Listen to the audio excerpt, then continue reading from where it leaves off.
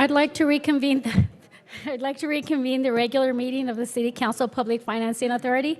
City Clerk, may I have the roll call, please? Of course. Councilmember Mosher. Here. Councilmember Bolton. Here. Mayor Pro Tem Burns. Here. Mayor Vandermark. Here. Councilmember Strickland. Here. Councilmember McKeon. Here. Councilmember Kalmick. Here. All present. Thank you. Tonight, the Pledge of Allegiance will be led by Marissa Soar, Director of Human Resources. Please stand if you're able. Place your right hand over your heart. Ready? Begin. I pledge allegiance to the flag of the United States of America and to the republic for which it stands, one nation, under God, indivisible, with liberty and justice for all. Tonight's invocation will be given by Huntington Beach Police and Fire Chaplain Roger Wing. Would you please pray with me? Heavenly Father, you tell us in your word, for the Lord gives wisdom, and from his mouth come knowledge and understanding. And as we begin tonight's city council meeting, we want to tap into that wisdom and knowledge that you so graciously and willingly provide us with. We pray for each of our city council members as they deal with the many difficult issues of our city and those that are on the agenda this evening. May you impart your wisdom and discernment to each one. We pray for peace, unity, and harmony, and ask that you would give them guidance to be able to make the best decisions to move our city forward. And may your love and grace overcome all the differences of views. Lord, we pray for all those who will be providing their input and sharing their comments at the podium this evening. Help them and guide them to share clearly, calmly, and concisely, and with utmost dignity and respect. We thank you for bringing them here this evening to assure that our council has the benefit of the community's views and thoughts. We ask your blessing, Lord, on each of our council members and their families, our city manager, our city attorney, our treasurer, city clerk, police and fire chiefs, department heads, and all of our faithful and committed city employees who work so diligently in support of our city and city council. We pray for health and safety for them personally and for their families. And we also pray for all of our Huntington Beach first responders. May you keep them safe and give them your wisdom and protection on every call. Lord, we ask for your blessing, peace, and safety for the upcoming air show. We pray that thousands will enjoy all 3 days and that you'll keep all the pilots, planes, and attendees safe. May it be a great day for our city. And we're about to enter the final few weeks before our city and the national election. Emotions are running a bit high, but we pray for your hand of calm and peace to prevail in these tense times. May the love, grace, and peace that you provide to us be extended to all those we encounter, regardless of their beliefs and ideals. We ask you, Lord, to bless our meeting this evening, and may your peace and wisdom guide all that occurs tonight. And we ask this in your wonderful name, Jesus. Amen.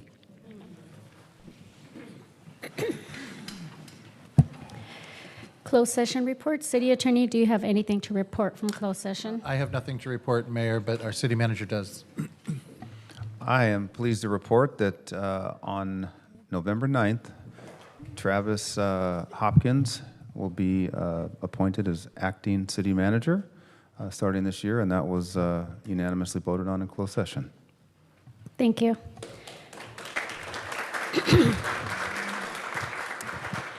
Announcement of supplemental communications. City Clerk, do you have any supplemental communications? Yes, I do, Mayor. For consent calendar item number 12, the boards, commissions, and committees' September activity report was attached to the agenda earlier today. For consent item 1539, email communications received regarding the proposed lease agreement with Serve City Partners, LLC for 21 and 22 Main Street at the Huntington Beach Pier. For consent item 21, email communication regarding the proposed memorandum of understanding with the Huntington Beach Police Officers Foundation. For administrative items 28, 2 email communications regarding the taxpayer transparency evaluation of city tax sharing. I'll share public information, public hearing information at that time later in the meeting. Thank you. Do we have anyone signed up to speak? 17 are signed up to speak. I'll go ahead and call the first 10. Oh, Well, I'll read the statement first. Yeah. At this time, the City Council will receive comments from members of the public regarding any topic, including items on the open session agenda. Individuals wishing to provide a comment may do so in person by filling out a request to speak form delivered to the city clerk. All speakers are encouraged but not required to identify themselves by name.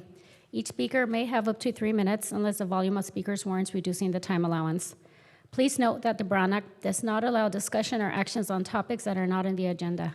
Members of the public who would like to speak directly with a council member on an item not on the agenda may consider scheduling an appointment by contacting the City Council Administrative Assistant at 714-536-5553 or emailing the entire City Council at city.council@surfcity-hb.org. Proper decorum at City Council meetings is imperative in order for the public to remain informed about issues pertaining to city business. The public comments portion of the meeting is an opportunity for the public to be heard and address those issues in a public forum. Disruptive behavior, impeding or delaying our ability to conduct the council's business will not be tolerated. California Penal Code Section 403 prohibits disrupting this meeting, and enforcement action will be taken for violations of this law. You may call up the first 10. All right, first 10. Please approach both podiums. Dixie Terry, Amory Hansen, Carol Dawes, Wendy Rincon, A.G., Bethany Webb, B. Chanel, Lisa Lane Barnes, Tim Geddes, Kathy Carrick. Thank you. Go ahead, first speaker. Before I get to my issue, I want to thank the City Council and the City Attorney for the lawsuit filed in federal court on behalf of the children and their parents. We owe you a debt of gratitude for your courage and your fortitude. Thank you. Now, my issue. My name is Dixie Terry. I am the sole owner of a single-family residence with a 0 lot line. I own both the house and the land on which it sits. My property, 6141 Eagle Crest Drive, Huntington Beach, is located in the master series of Seacliff's Homeowners Association in the community known as Seacliff on the Greens.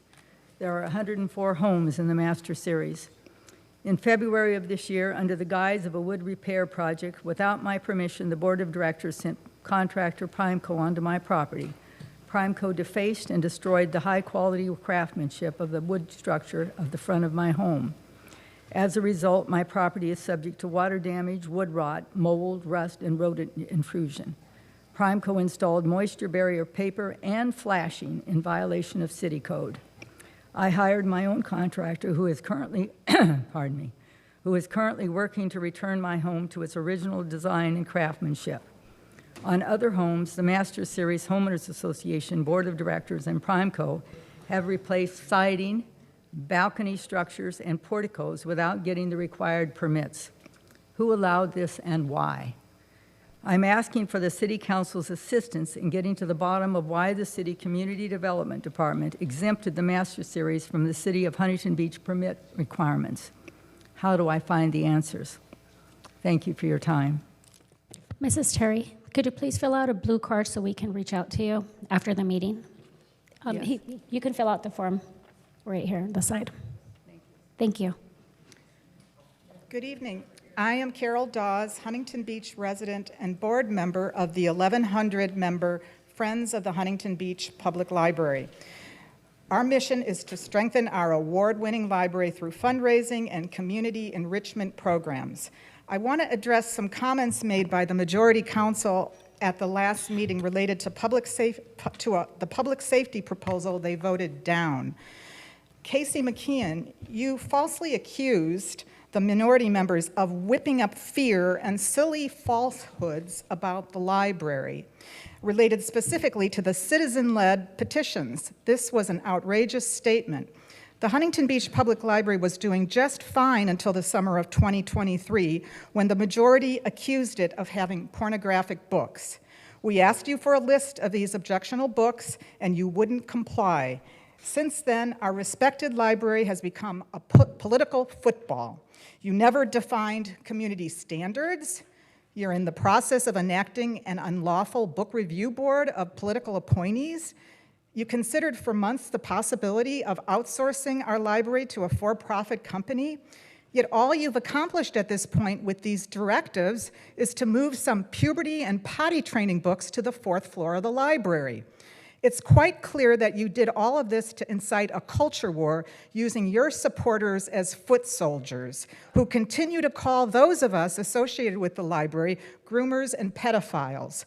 Furthermore, there's nothing silly or false about the petitions. They give each voter the right to choose how they want their public library to be managed.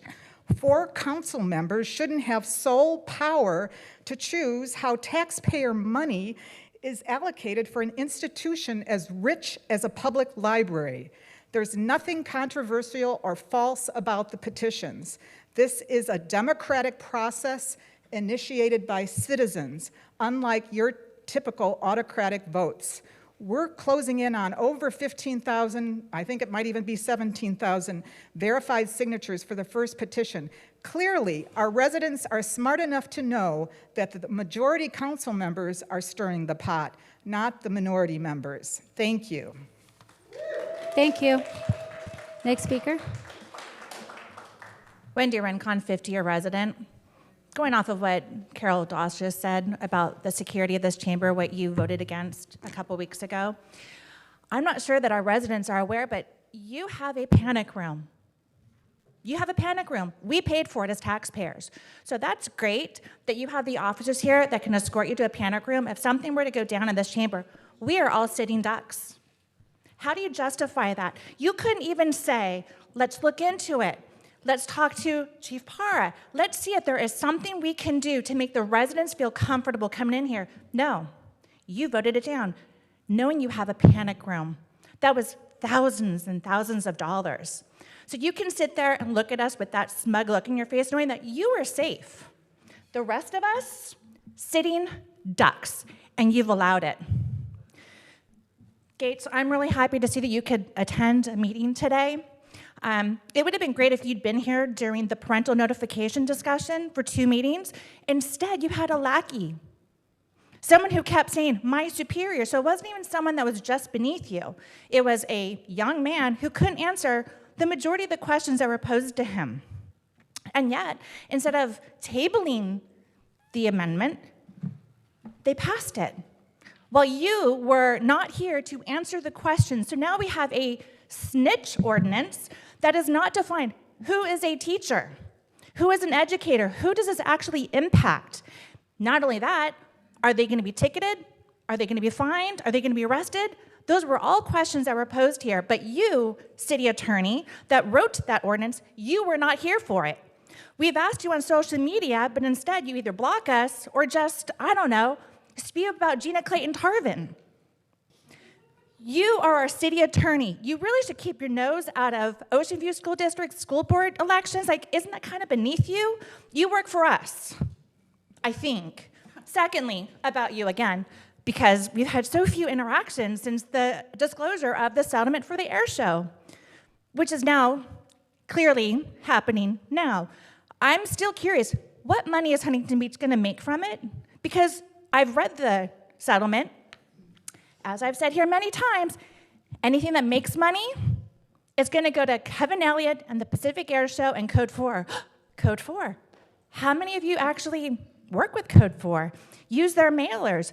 It's really interesting that you guys ended up on the board, he ended up with a sweetheart deal, and you do nothing but defend him. So yeah, I hope our state attorney and everyone else is coming down and looking at you, because there is something that stinks in this city. Thank you. Next speaker. So it is nice to be here without a culture war for once. I wasn't able to come here to see the just one more black eye that Huntington Beach has because of your what's going to be turned over bigotry and outing of kids that puts them, the actual thing, as I've spoken before. Oh, you're going to look at me, Mr. Coward Burns. I'm going to say one more time, because today is my sister's birthday, would have been, that the books aren't killing our children. There was another school shooting as soon as schools opened. What is hurting our children, and everybody knows this, the number one killer in this country of children is guns. It is not books.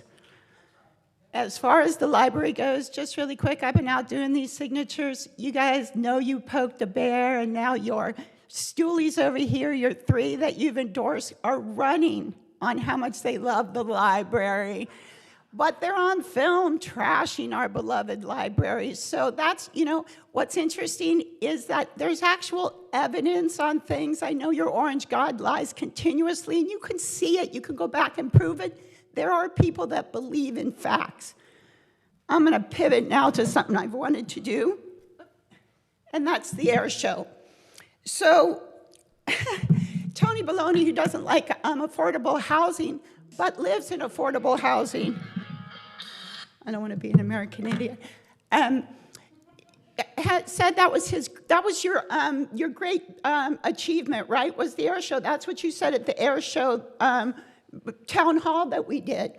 But turns out that when we found out that information, not only is it probably illegal, isn't it, Mr. Gates, what happened, but it was the worst deal that you're all running for. Mr. Gates, who got a raise on us taxpayers' money as a homeowner, the idea that you spend all your day on social media attacking like a school board person, and now your latest thing is to say, we're not actually in a settlement. Nothing's been agreed upon, so are we in a settlement or we're not? Are you guys going to try to run away from this? Because Bonta, the real attorney for California, is going to come after you. And what you know is how dirty this deal is. So how much time do I have to read some of the greatest parts of it?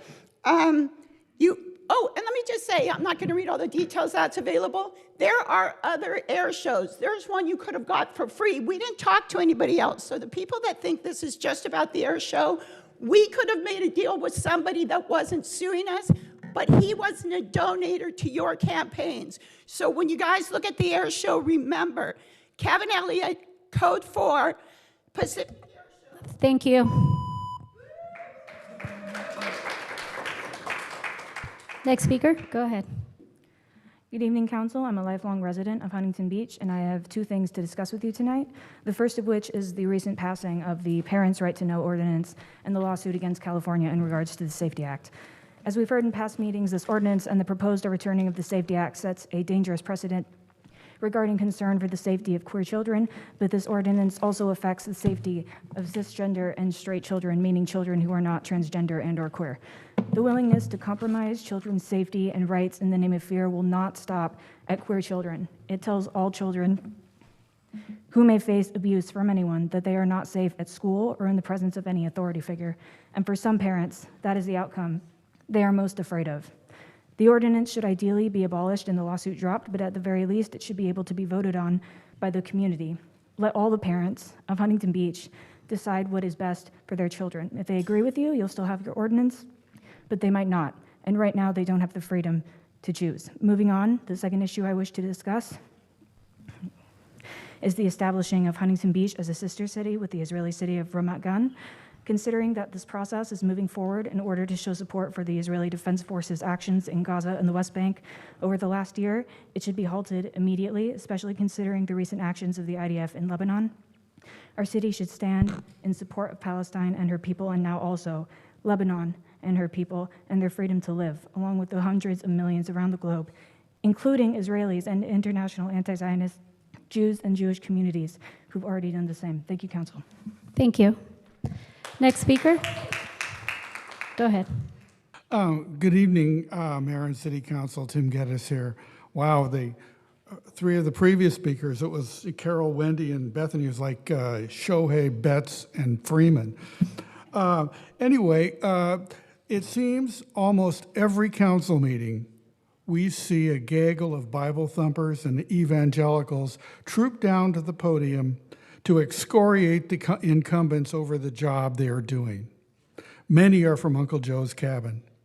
However, you don't need a Christian Standard Bible or one of J.D. Vance's New Catholic Bibles to know that theirs are half empty, or if theirs are empty, half empty or half full. They all go New Testament on Dan Natalie, and Rhonda. It is part of the Calvary doctrine that you should believe love, compassion, respect, and dignity must be extended to every person. Instead, they are mean, vicious, vindictive, and hostile. And some, I assume, are good people. The worst is Chad Williams, mad dog of God, who fronts for the 3 blind church mice. Yep, only the first half of the Bible for him. If you are looking for New Testament performance, you would choose Dan Kalmick, Natalie Mosier, and Rhonda Bolton. They are kind, compassionate, and competent. Ditto for Gina Blankenhorn in the city clerk's race. Please avoid the magatocracy and vote for them.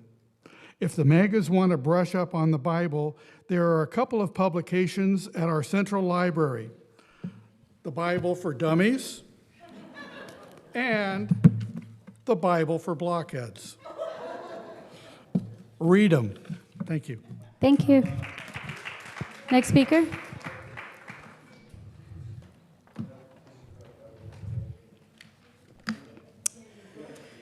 You force him to think the voters of Huntington Beach are dumb. Why else would you post obscenely large signs all over town for Measure U with the stolen slogan, "Save our libraries"? What a bunch of liars, cowardly and purposefully misleading. Claiming this measure has anything to do with libraries is just a giant lie and a desperate attempt to fool voters. Shame on you for bringing libraries into your diabolical deceit of the people. If you really want to save the libraries, sign the petitions from Protect HB. Don't believe these charlatans and their purposeful attempt to deceive HB voters. I thought you guys campaigned on no charter changes, and yet this is like the 5th attempt to change our charter in less than 2 years. Measure U is a charter amendment requiring voter approval of any city general plan amendment or zoning change. How is this business-friendly policy? Measure U is a very bad idea. Not only does it roadblock future progress, it allows these 4 clowns, plus the clown show grand poobah, Michael Gates, from having to answer to the people for their votes on development. This is such a cop-out on their responsibility. They would rather have the general public do their work for them and then blame the public when the city is stuck in a maze of red tape and stagnation. This is a dereliction of duty. They are under attack from their own voters for their votes on the Magnolia Tank Farm project, and they are too chicken to face the people and stand by their votes. They need a way to shirk responsibility, and Measure U is that avenue for them. Any changes would have to be put to the voters in a likely costly special election that taxpayers would be on the hook for. They want us to do their jobs, and they want us to pay for it. Seriously, they think we're dumb. Expert careful analysis of Measure U shows that this would result in real negative impacts to property owners in HB. It will stagnate business and handcuff future city councils. It will negatively affect property values. All you have to do is look at Yorba Belinda. Michael Gates' own employee, who is a city council in Yorba Belinda, begged her constituents to please vote to end their similar rule called Right to Vote Amendment that requires voter approval to modify their city's land use. They found the stipulation has incurred huge costs and a red tape quagmire for the city. For those reasons, Newport Beach recently rejected such a tactic.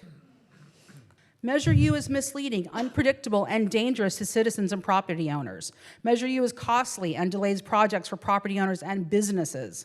Measure U allows City Council to shirk from its responsibility to address immediate and future housing needs for its citizens.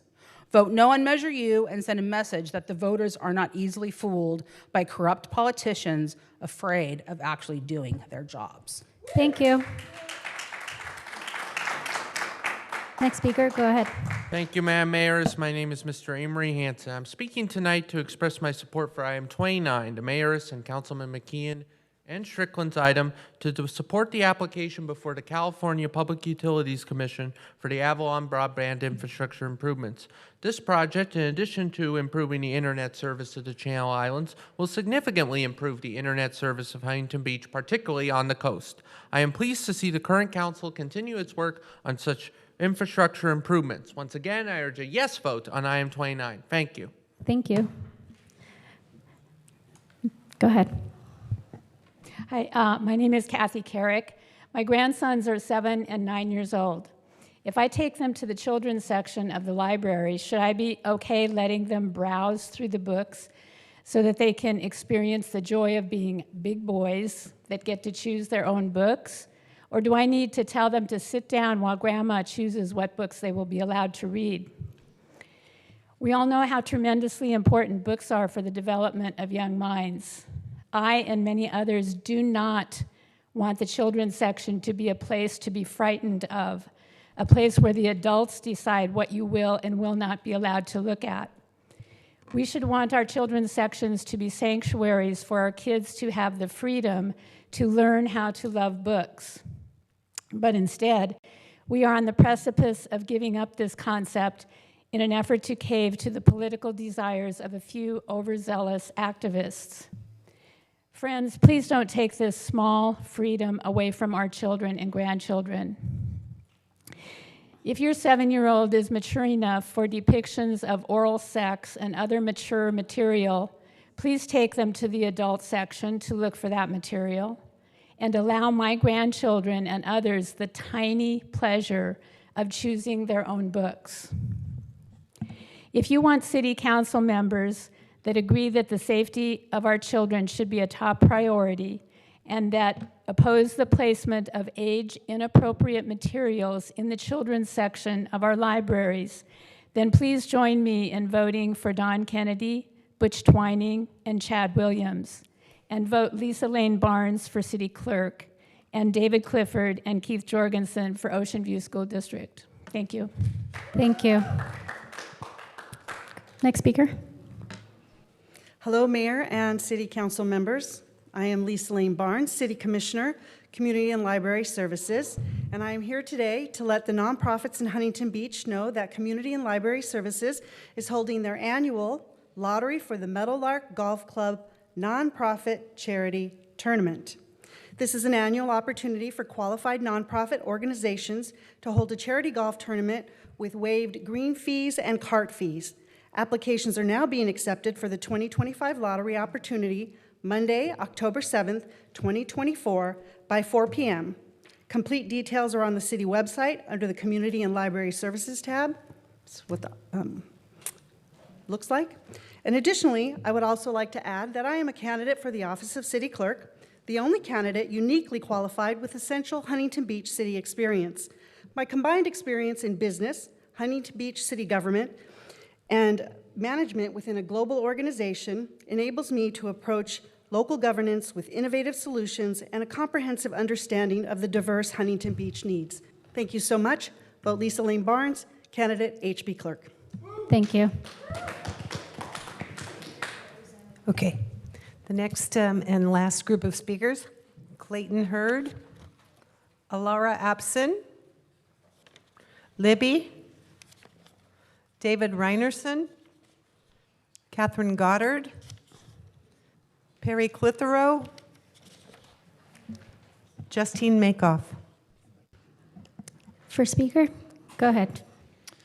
Good evening, Mayor and City Council. My name is Clayton Hurd. I'm actually here on behalf of Assembly Member Josh Lowenthal, who represents the Assembly District just to the north of you. Want to say thank you for considering item 29, which would improve broadband access for your own residents as well as the residents in Catalina. I'm sure you have many constituents who sail or go over there as well, so when they get there, they can fully live stream their experience and share their experience with everyone else. And it's also going to improve the broadband reliability for your residents here, which is so important. We know for whether it's school or jobs, whatever you're doing, you need to have access online. I want to thank Councilmember Kalmick for also discussing this issue with us, really providing his expertise and making sure that we understand how this application could also benefit your residents here. So thank you to Councilmember Kalmick for your support and your leadership on this.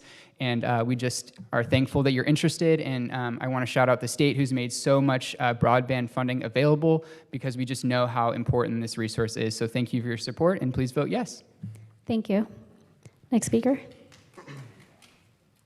Hello, my name is Radar Iorio. I'm a 17-year-old and I'm here today because I have serious concerns regarding California's Freedom to Walk Act that was implemented in January 2023.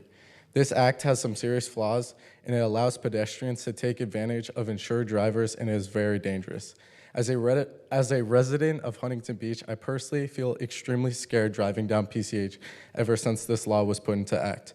I've noticed a huge increase of people crossing at non-crosswalks, which makes it much harder to be able to see people that jaywalk. I personally drive a large truck, and although I am very careful when I drive at the speed limit, if someone walked in front of me, it could be catastrophic. There's a reason we have designated crossing areas. Without the enforcement of the law and people being desperate for money, jaywalking leads to criminals taking advantage of insured drivers. Insurance fraud is at an all-time high in California, and insurance rates have gone up significantly, which I have personally had to deal with. Honestly, citizens should not suffer because people want to break the law. I'm asking you to encourage California and revoke this law, as it leads to many problems and overall dangerous streets for California. Thank you. Thank you. Next speaker. Good evening, Madam Mayor and council members and the residents of this beautiful city. My name is Alara. I didn't have an agenda coming here. I was just by sitting here, God put some words in my heart, and I'd like to share them with you. I was born and raised in Turkey, and I worked in Iraq for 10 years. I know freedom doesn't come free. I've seen it with my own eyes. And seeing what's happening in the world today, and how people, unfortunately, some good people of this beautiful country are taking the freedom for granted and not seeing what's at stake here and what's happening to the next generation, all these books and issues at the libraries, all of that. I just wanted to share that I am praying every day for the leadership in this room, in this country. I pray for world peace. I pray for people who may or may not be able to hear this message.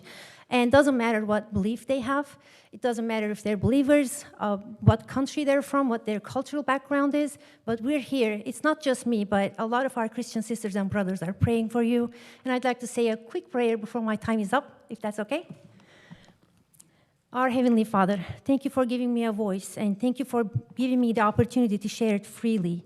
I pray, Father, that every leader in this room and all those decisions that are affecting these people would be made by your guidance, your wisdom. And I pray, Lord God, that you would protect them at everything they do, and not just themselves, but their families and their communities and all the lives they're touching, Father. We know that you're a loving, caring God, and I pray, Lord Father, that if any of the unsaved is hearing this message, you will touch their hearts and just let them taste your peace.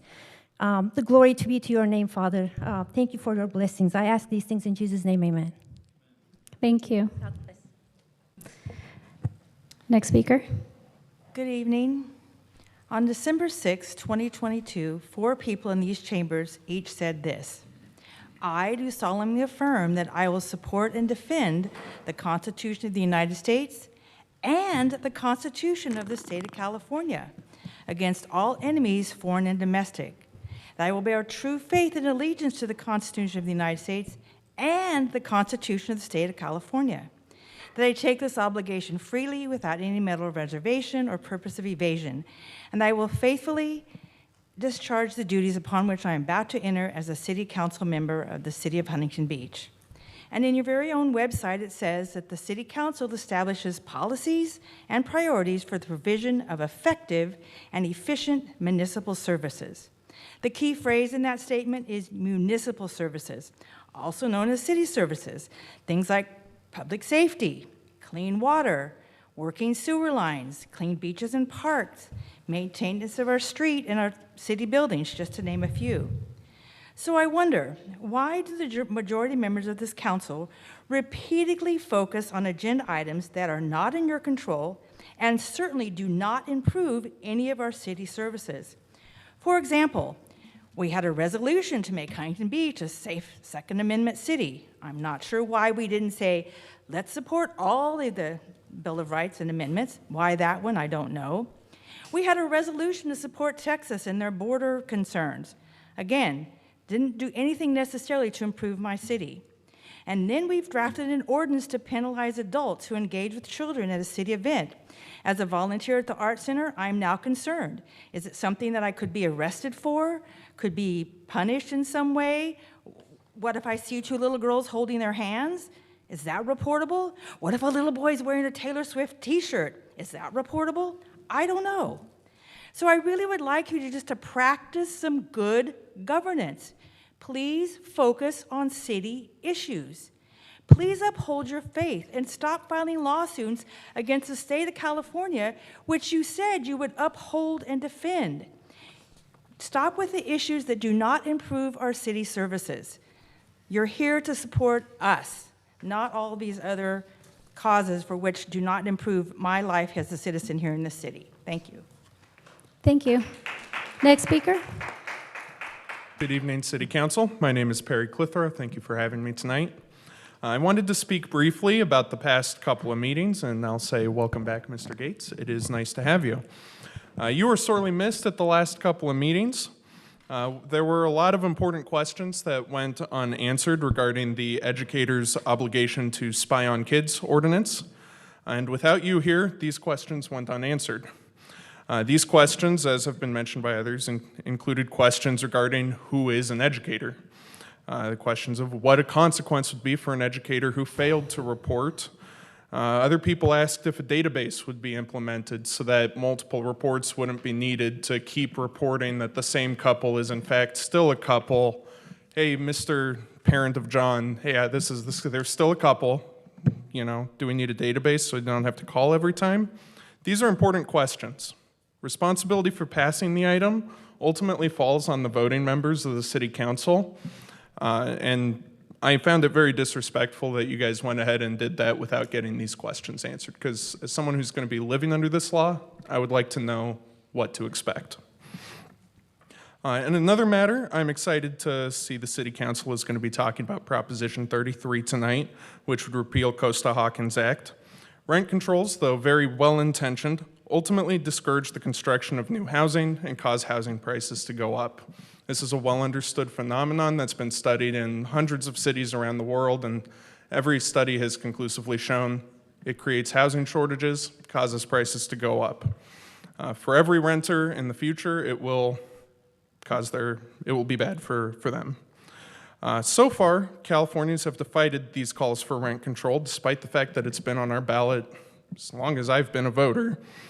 But as long as the housing crisis persists, calls for rent control will grow louder and louder. I'm not sure how much longer this can be put off, especially as landlords receive the benefit of Proposition 13, which has all of the same negative effects that rent control has. I'm not sure if renters are willing to look at those property tax bills go up 1% and just sit idly by while their rent goes up 3, 5, or 10%. The present situation cannot and will not persist forever, and I urge the Council to take the housing crisis more seriously than you have been. Thank you for your time. Thank you. Next speaker. I want to highlight Agenda Item 28. It should be more than just received and filed. The report makes clear that previous councils have made well-reasoned, good fiscal decisions for the city. The objective report by city staff highlights the Elon and Breakwater properties. At the end of the 35-year term, the city will own property estimated to be worth at least $595.6 million. During that term, the city will forego only $23.1 million in property taxes. The net value received by the city will be about $445.6 million. Casey's not here, but he's the one that asked for it, and I think it's a pretty good ROI. And beyond the massive investment return, the city has created the opportunities for middle-class housing. Who doesn't want first responders, teachers, and city workers to live here and not commute in from Riverside? I'm also asking you to oppose Item 13, a city resolution opposing a state ballot proposition. This resolution seeks to waive Huntington Beach rules stating that the City Council shall take no stand, neither pro nor con, with respect to statewide ballot propositions. Resolution 4344, dating back to 1976, and in June of this year, when the Council adopted a fully revised manual. And here we are, only 4 months later, and they want to waive their own rules. This resolution advocates for limiting local control, which seems to be the antithesis of the council majority. In fact, at its inception, Tony Strickland was known to have advocated for the proposal. We're talking about Prop 33, which would remove the state-level rent controls and allow local jurisdictions, if they so choose, to create their own local rent controls. Nothing in Prop 33 would require Huntington Beach to institute rent control. The resolution cites the legislative analyst report for all the dire consequences that will befall HB if Prop 33 were to pass, but it leaves all the qualifier words out in the report out, like could, or some, or depend on. And none of these potential outcomes would have any effect on Huntington Beach if Huntington Beach does not enact its own rent control rules. I urge the council to stay in its own lane, follow your established rules, and not contradict your previously stated position about local control, and simply vote no on 13. Thank you. Thank you. Next speaker, go ahead. Hello, I'm Catherine Goddard, and I've been here before talking with you about what I've been watching in the last 2 years. I wanted to speak not to the four of you that I know already have a prearranged idea of what's going to happen tonight, but to fellow citizens and to perhaps future historians who want to understand what the heck happened in Huntington Beach. I've learned a lot about how fragile is a democracy. And I see what's happened here and how people can be left out and unable to, you can express yourself as I'm doing tonight, but unable to be heard. Because if four people, if a majority, whatever that is, especially when it's backed up by a complicit city attorney, if you choose, you don't need to listen to any of us. It's a pro forma opportunity here. But I would like people to understand just what has been happening in the last couple of years, just a few highlights. One of the first things that happened was to change the per capita donation for a campaign from $620 to $5,500, which at the time I pointed out, and of course is true, allowed the corporate money to flow in. One of the other things that has happened is a lack of enforcement of the rules that we're supposed to work with in an election. And so when we get oversized signs and signs going up early and signs in places where they don't belong, there really is no way to object about it because that would require a city attorney to take charge, or it would require some sort of a lawsuit that wouldn't be settled for a year or maybe 2 years later and becomes the cost of doing business for a well-funded campaign. So I watch these things and I think, you know, what shall we do? You've closed off commissions and committees that used to allow people to speak and bring up their concerns and maybe understand why people are doing things. We have no real transparency from the four and the majority about why. I really don't understand. I can guess, as we all must at this point, but I don't understand the why. So I, as I said, am really speaking to future historians and to my fellow citizens tonight. Thank you. Thank you. Next speaker. David Reinderson, 26-year resident of Huntington Beach. This month, the statute of limitations will run out on the Amplify Energy oil spill of nearly 3 years ago. The stated rationale for keeping the Pacific Air Show settlement private was to protect the city's litigation against Amplify Energy, yet as far as we know, to date, no lawsuit has been filed.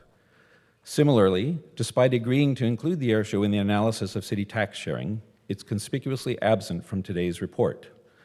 Instead, the council majority chooses to introduce measures designed to provoke controversy, like the so-called Parents' Right to Know or the Sister City proposal. What do these all have in common? They are attempts to draw the public's attention away from the egregious giveaway of public funds that they approved with the Pacific Air Show settlement. By all accounts, the City Council majority didn't even demand proof of the damages that the Pacific Air Show supposedly sustained. In what world do you compensate the supposed injured party for injuries you're not responsible for? In what world do you allow the supposed injured party to name the value of the damages without evidence or documentation of the loss?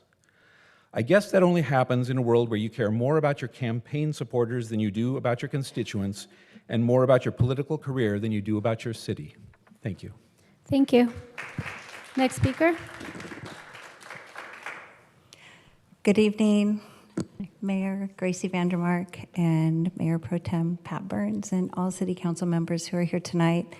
It's not an easy job, and somebody said earlier that it's so nice to be heard and that you guys actually listen to the citizens and trying to work together. I believe the blessing earlier said unity and grace and love. So I hope that we can continue in that theme, and I do appreciate all that you do for our city. As I can see sitting here, I don't come a lot. It's not easy. I'd also like to thank Chief Haverly and Chief Para for all that they do for our city. I am here, I'm Justine Makeoff. I'm here on behalf of Free Reign Foundation. It's a local nonprofit that is at the Huntington Central Park Equestrian Center. And we are doing important work, not only doing therapy for at Promise youth to address the mental health crisis plaguing our kids today, but also rescuing horses. This work does not happen without the generosity of our citizens, and I'm here to share 3 ways that the community can come together and help us. We always have a hug and groom. It's the first Sunday of every month, and you can find it on our website, which is freerainfoundation.org.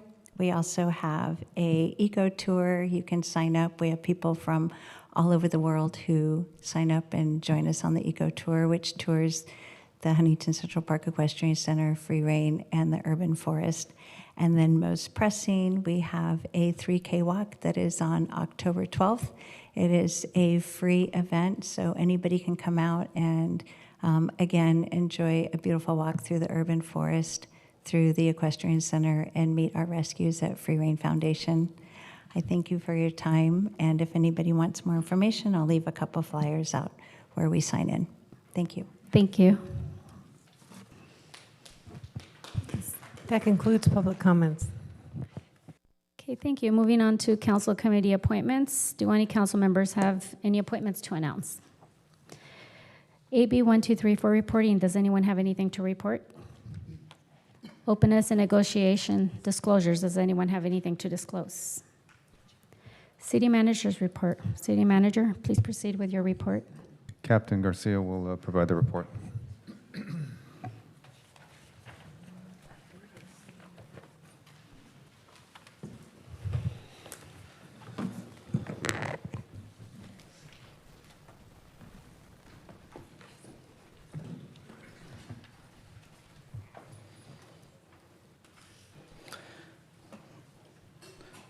Good evening. I'm just going to provide an update on our hiring at the police department. I have a couple of slides for you. The first one shows the net change in sworn personnel, showing the number of hires and separations for each fiscal year from July 2021 through the second quarter of our current fiscal year. If you notice from 21-22, we had 11 people that we hired, but we had 21 people that separated. That's due to retirements or other reasons, which resulted in a negative 10 net value. Fiscal year 22-23, we hired 17 people, but 23 people separated, again, resulting in a negative 6 net value. Fiscal year 23-24, last year, we hired 18 people, 15 people left, so we had a positive net value of 3. In this current fiscal year, through the beginning of the second quarter, we have hired 15 people, only 1 separation, which equals to a net value of 14. The next graph shows how our net value has been going up over the last couple of years. And the last slide is showing number of laterals that we hired in 23-24, which was 8 compared to recruits, 10. The difference between lateral and recruit, laterals are coming from other departments wanting to come and work for the Huntington Beach. A lot of it has to do with the support that we give from everyone in the community. And then this fiscal year, 24-25, we have hired 13 laterals and 2 recruits. What's important to note, some of the laterals that we're hiring, we're getting people from Texas, Seattle, Washington. We're getting 2 by October 28th from Las Vegas. We have a couple from North California, Marin County, and Santa Cruz. Questions? Yeah. Thanks for the presentation. When we came here last year, we did this police contract, and really, at the time, we were like 7th or 8th within, the regional compensation. And just based on kind of what I've seen, at that time, I believe we were 28 to 30 officers down, and we were losing laterals to other areas. what's the application process like now after we did this contract? Because my understanding is we didn't have a lot of people applying and a lot of people were leaving after we trained them. Where is that today? So our application process has gone up. Obviously, a lot of it has to do with support from City Council in regards to the contract. So we're getting more applications. Other departments may have 20 people that come in, 20 to 30 people to come in for testing. We have 200 applications, and we test every quarter. Can you say that number again? 200. 200? Okay. And we're testing every quarter.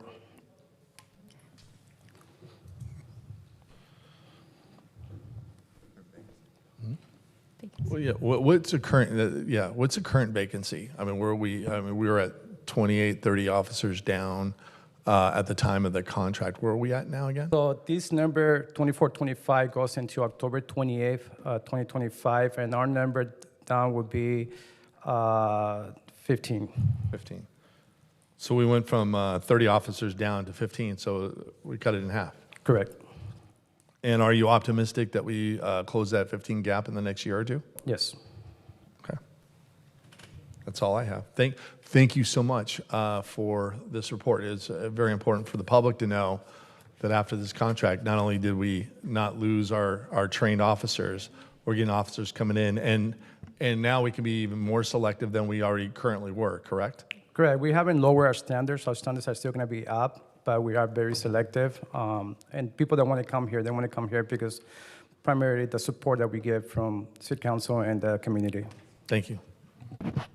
So I remember when we first came, we were worried because we kept losing officers. They kept laddering out. Now, when I talk to other council members, I've had a few come up to me and say, "You keep taking our officers."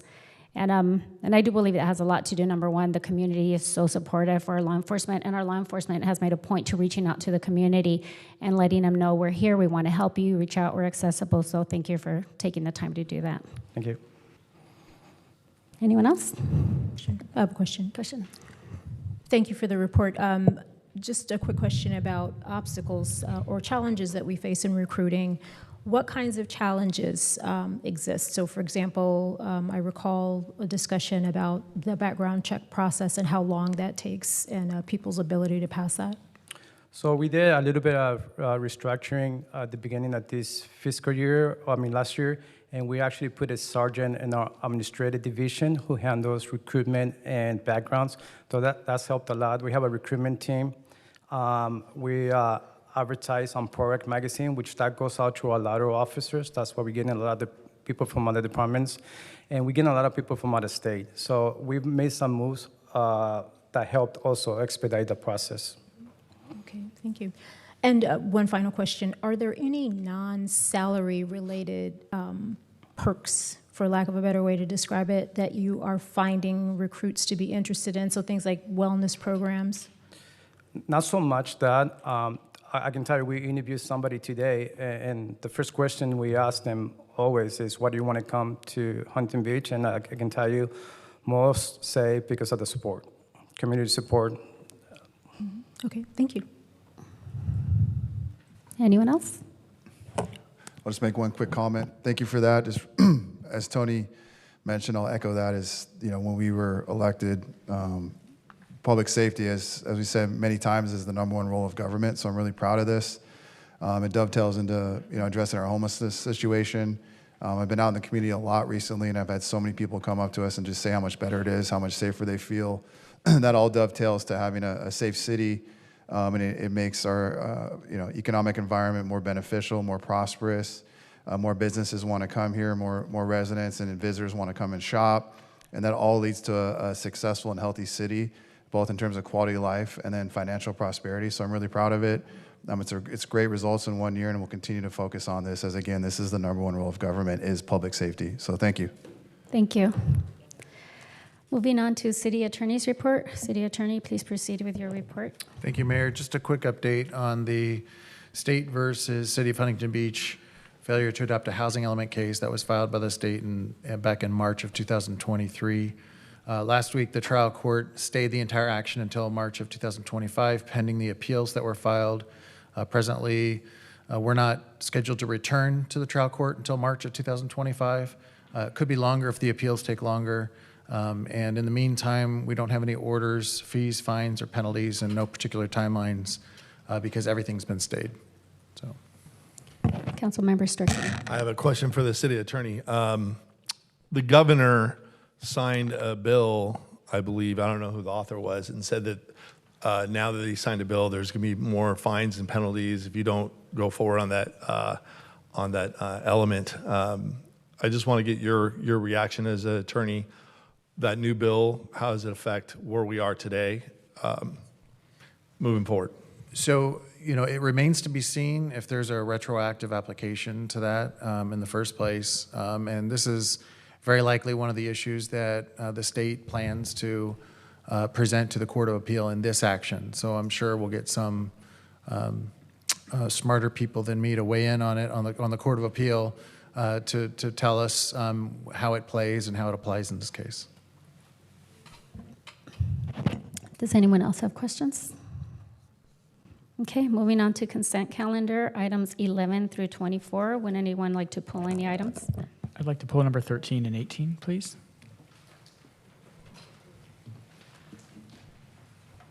I'd like to pull 21, please. Okay, I'd like to make a motion to move the remaining items. Second.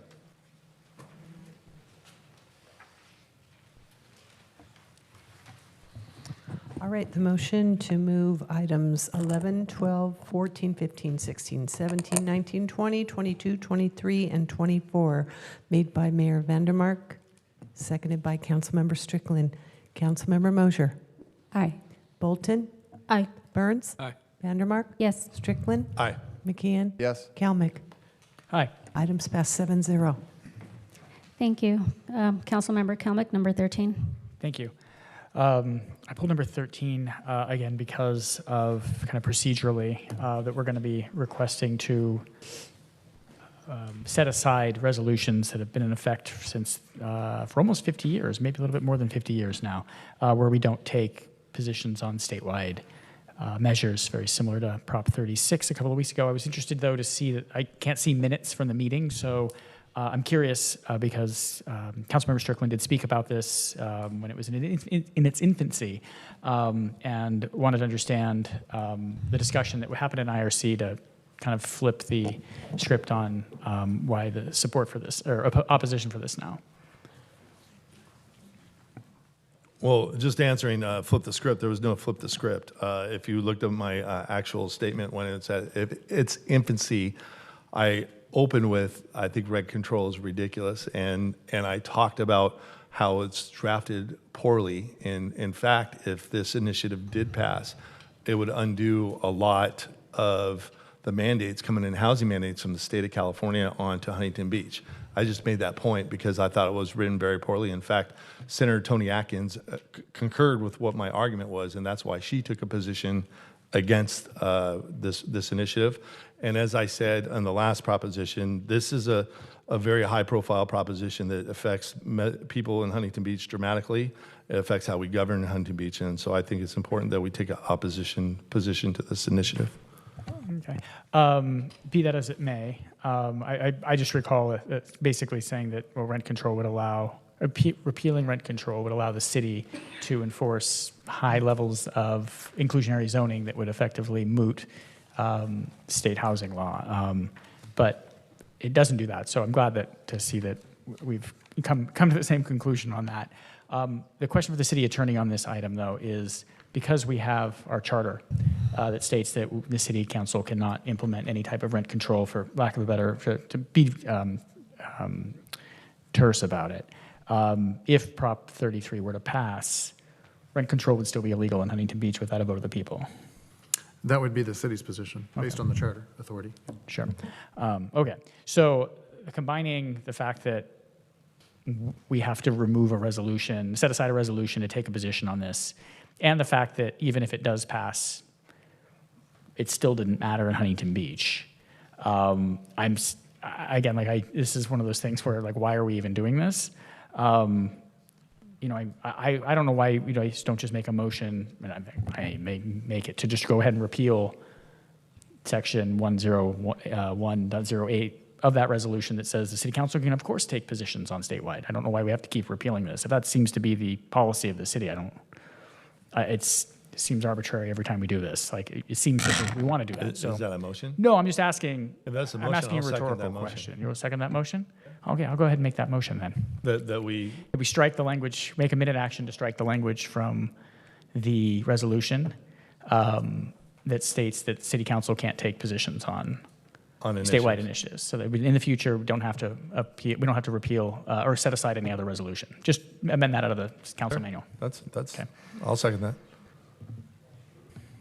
And those were all my comments. Can I, City Attorney, is that okay to do? Is that a righteous resolution under this situation without being agendized? I mean, To set aside or to motion? repeal? Yeah, I mean, I don't see it listed. Because it's procedural, you can. Okay. Yeah.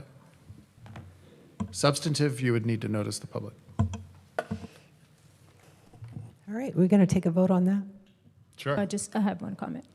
So I'm surprised by the motion. I do believe that that resolution was passed way back in 1976 for some good reason. I don't think that, the city council at that point in time passed it because they didn't have anything better to do in 1976. But because that resolution was is in effect, and I had said the first time we set it aside that I wasn't going to vote in favor of setting it aside again. I am not going to vote in favor of setting it aside again. And so I would not support the IRC's recommendation. So just wanted to state that for the record. Thanks. And I would just concur with that as well. I think that there's a point to have that resolution on not taking a stand on statewide ballot propositions. I don't think it's appropriate to set it aside, and I think there was a reason for it to be there. So I would be abstaining on that. Thank you.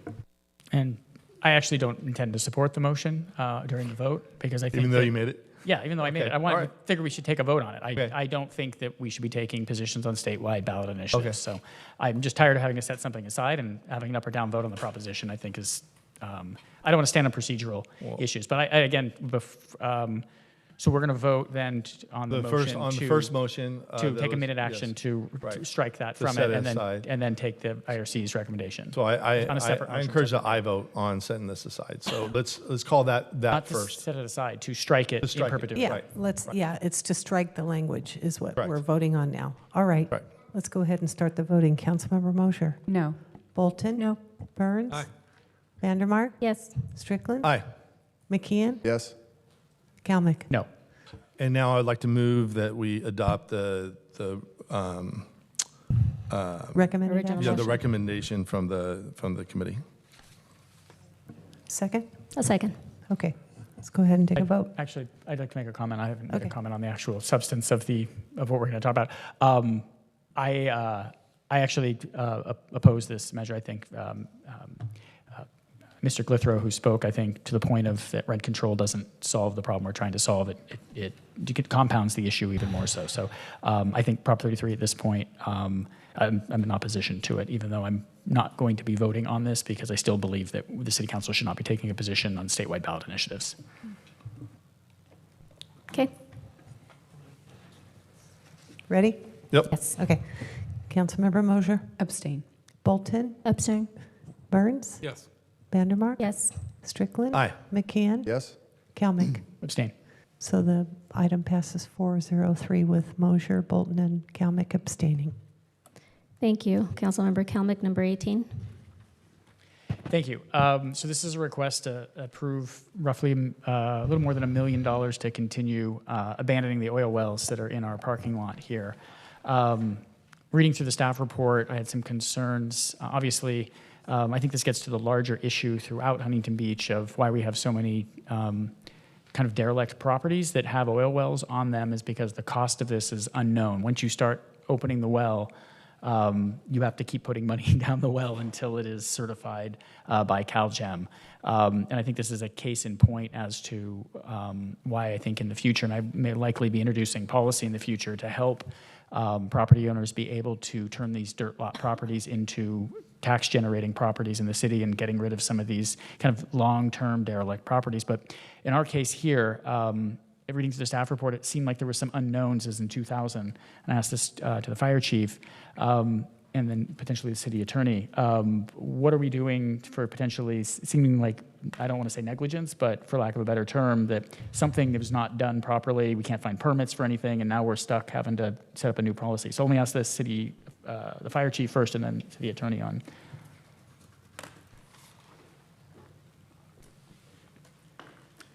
So thank you. Yeah, so we've talked with staff about that, and we're going to look back at see if we have previous records to see who the contractor was. This work was done in 2000, where they added an additional liner to the wells, and so that wasn't recorded in the CalGEMS database. So when we did the initial work to broadcast what it would look like to abandon the wells, we were unaware of that particular liner, and so that liner's caused some significant delays in well 2.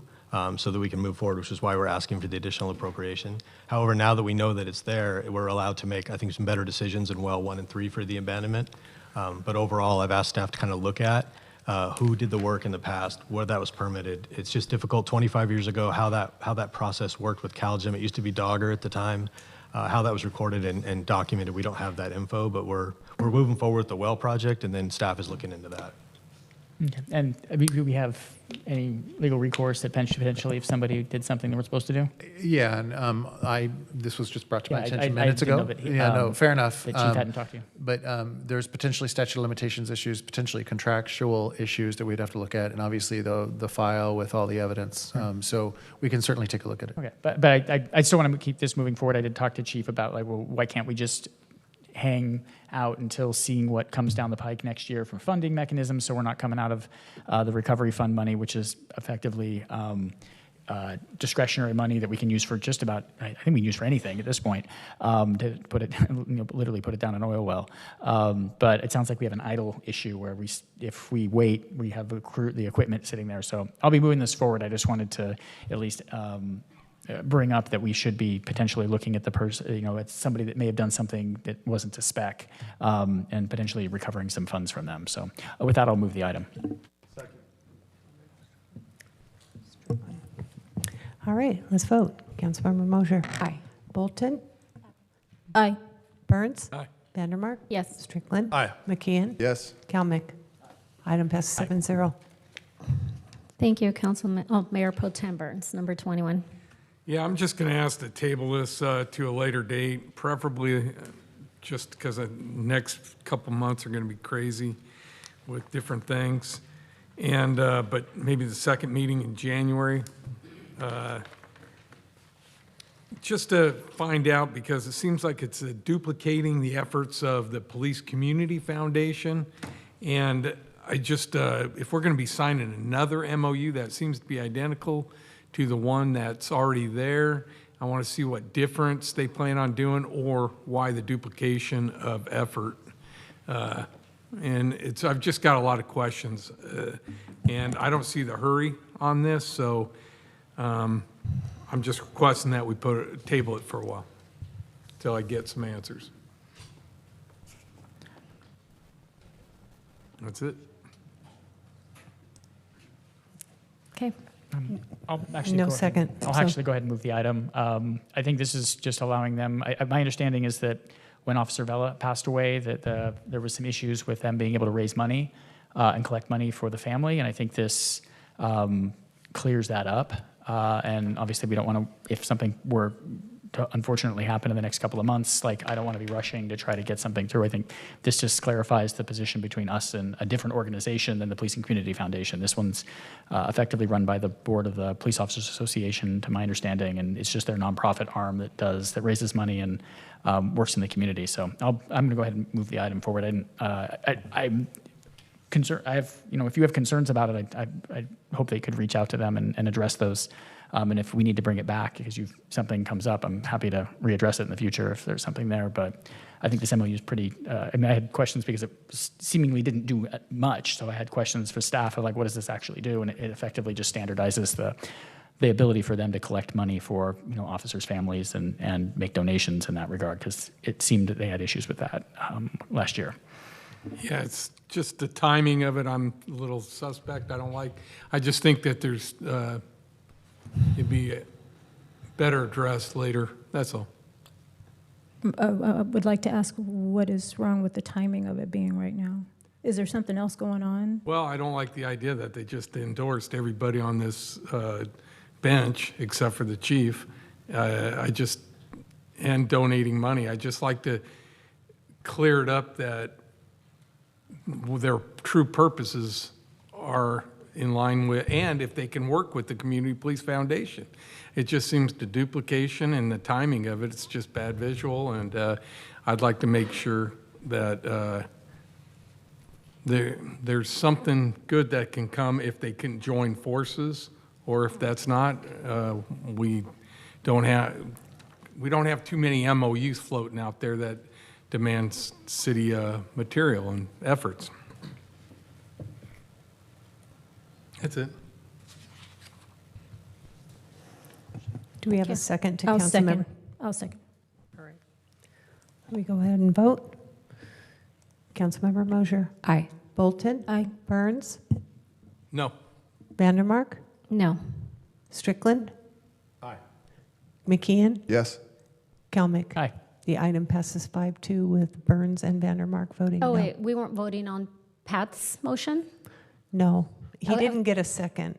Oh, I Yeah. thought Bolton seconded. No, she Oh. seconded. Okay, then my vote is yes. All right, so then that would be a 6-1 vote. Yes. All right, thank you.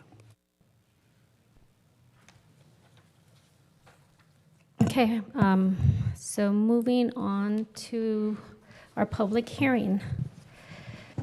This is the time and place fixed for the public hearing related to the proposed adoption of the annual assessment for the Huntington Beach Downtown Business Improvement District. City Clerk, please report on the notice of this public hearing.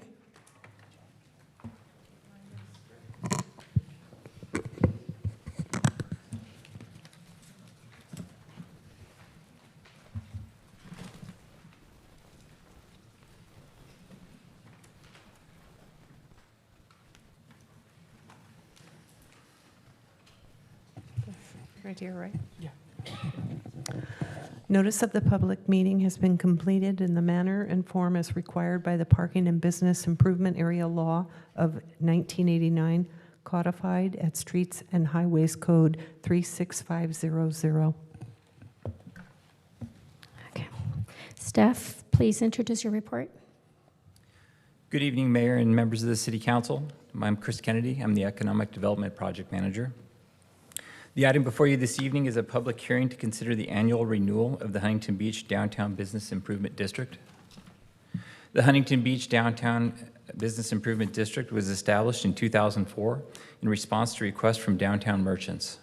Its purpose is to fund activities, improvements above the city's baseline to benefit and support businesses within the defined boundary. Per California Parking and Business Improvement Area Law of 1989, the district's advisory board must prepare an annual report and budget for council approval. Council must also approve the levy of the assessment for the upcoming fiscal year. Comprised of roughly 270 businesses with assessments ranging from $80 to $1,404, the rate is based on size of the space, location, and the type of the business. Total assessments collected for the upcoming year are estimated to be approximately $117,000 based on the business license data. Recommendations for how to allocate the assessment funds are made by council-appointed advisory board and considered annually. In 2008, City Council appointed the Downtown HB as the district's advisory board. Downtown HB was formed by the businesses within the district and is comprised of paid staff and a volunteer board of directors. Downtown HB administers and manages the district activities and funding outlined in the ordinance and resolutions establishing the district. The district is defined as a city-approved program versus Downtown HB, which is a nonprofit organization that functions as a merchants association and serves as council's advisory board to the district. Here are the proposed activities that the advisory board recommends allocating assessment funds for. Ambassador Security Program improves visitor experience and safety. Enhanced maintenance ensures cleanliness, especially during peak seasons. Holiday beautification transforms the district with festive decorations, creating a magical atmosphere. Marketing promotes the area through various channels, strengthening brand identity. Community events like the Independence Day Block Party, Surf City Spectacular, and Magic on Main Street foster engagement and attract visitors. while the customer relationship management system improves relations and operational efficiency, and financial services provided by a third-party CPA ensure transparent and streamlined fiscal management. The assessment funds are distinct and separate from the funds of the nonprofit organization. Assessments this year are $117,000, which is only 13% of downtown HB's total income.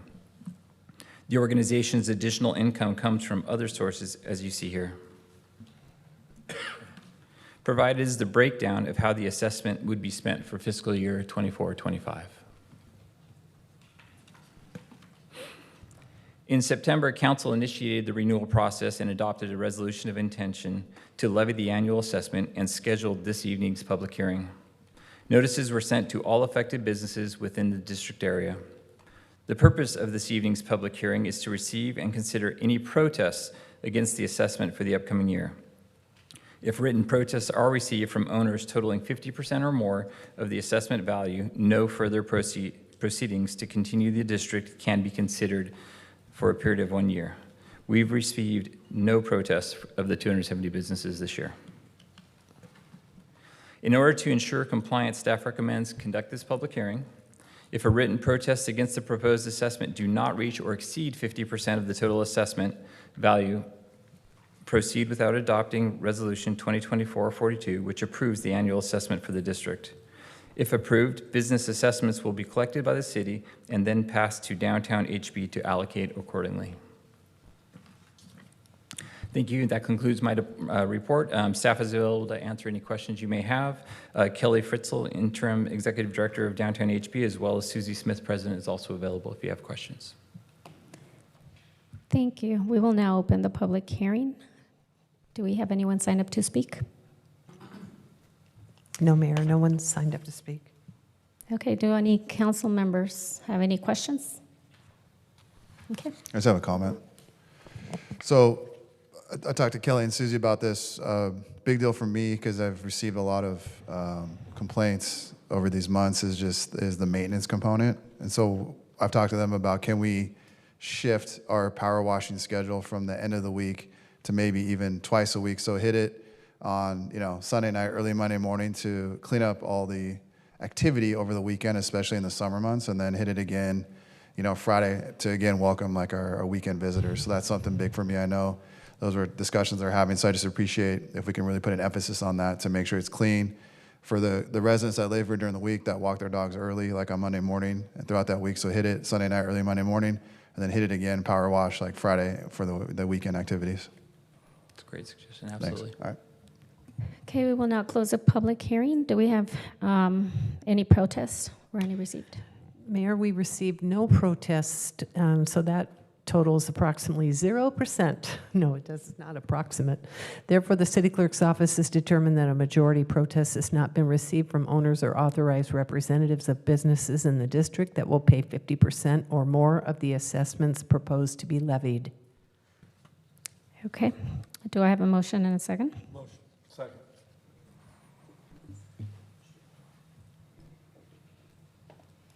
All right, let's go ahead and vote. Councilmember Mosier? Aye. Bolton? Aye. Burns? Aye. Vandermark? Yes. Strickland? Aye. McKeon? Yes. Kelmick? Aye. The item passes 7-0. Thank you. Moving on to item 26. Staff, please introduce your report. Thank you, Mayor. Ricky Ramos, Planning Manager, will lead the item. However, this item was continued from the September 3rd City Council meeting, and at that time, we gave the full staff presentation, so we are available to either give the full presentation again, or we can just be available to answer questions before opening the public hearing. It's up to the council. Do any council members have any other questions? Do you need to see the presentation again? Okay, we will now open the public hearing. Do we have anyone signed up to speak? No, no one signed up to speak. Okay, we will now close the public hearing. Do I have a motion and a second? Motion. Second. I'd like to make a comment before we vote. Yes. Thank you.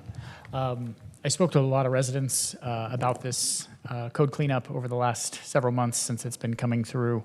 So Planning Commission, I am disappointed that this didn't get taken as one meeting at the beginning of, I think, February. I I understand that there's a lot of consternation about land use in the city, but it's quite complicated, and some of the plain reading of some of our code doesn't take into account either case law or the Magna Carta. I mean, long-standing land use issues that while they seem like a plain read, make sense, but when you actually dig into it and combine that with CEQA, discretionary permits, things like that, it kind of turns out that you're pretty well protected in a lot of these code cleanups. I talked to the folks up by the railroad right-of-way.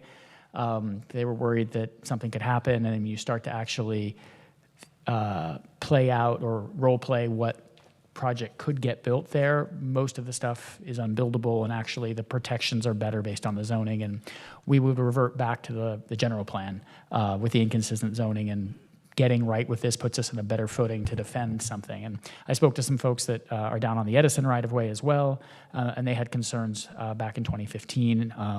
Their words were PTSD from Edison and their use of their property under there, and they were worried that the change of this could create a maintenance facility, but that would require a conditional use permit, which would have a public hearing, which would allow a discretionary permit approval, which could render CEQA and could also allow the city to condition that permit in such a way to create all the protections that they did not have under a land use that doesn't actually exist anymore in our code, residential agriculture. So while this seems complicated at its core, and there are some edge cases that I think had folks concerned, I think this is a very straightforward cleanup that's, I think, been a long time coming, and I think it'll give us a better footing going forward and a clearer plan for folks to understand what the land use is on some of these kind of edge cases that were originally inconsistent. So we don't want inconsistency in our code. We want folks to be clear, and we want, when people want to come and develop their property, we want to make sure that they don't get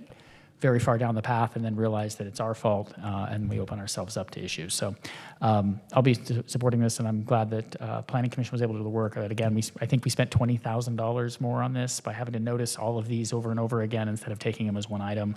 A lot of this stuff takes some time to dig into, and I know we usually get like a week on this, but Planning Commission did have the heads up, and I remember my first project was the Wintersburg project, where they dropped a 8,000-page environmental document on my desk and said, we're ready to go in 2 weeks. So, when we get into the land use issues, these are the things that tend to make you have to do your homework. So I'm glad that we're going to hopefully move this forward tonight. Thank All right. you. We have a motion and a second. We do. Let's vote. Councilmember Mosher. Aye. Bolton. Aye. Burns. Aye. Vandermark. Yes. Strickland. Aye. McKeon. Yes. Kalmick. Aye. Item passes 7-0. And please give me a few minutes to read the titles of these ordinances, if you'll forgive me, but have to do some housekeeping. I'd like to read for the record the introduction of ordinance number 4306, an ordinance of the City Council of the City of Huntington Beach, amending the Huntington Beach zoning and subdivision ordinance to rezone 17 parcels consisting of city parks and city-owned property into conformance with their general plan designations, zoning map amendment number 23-001.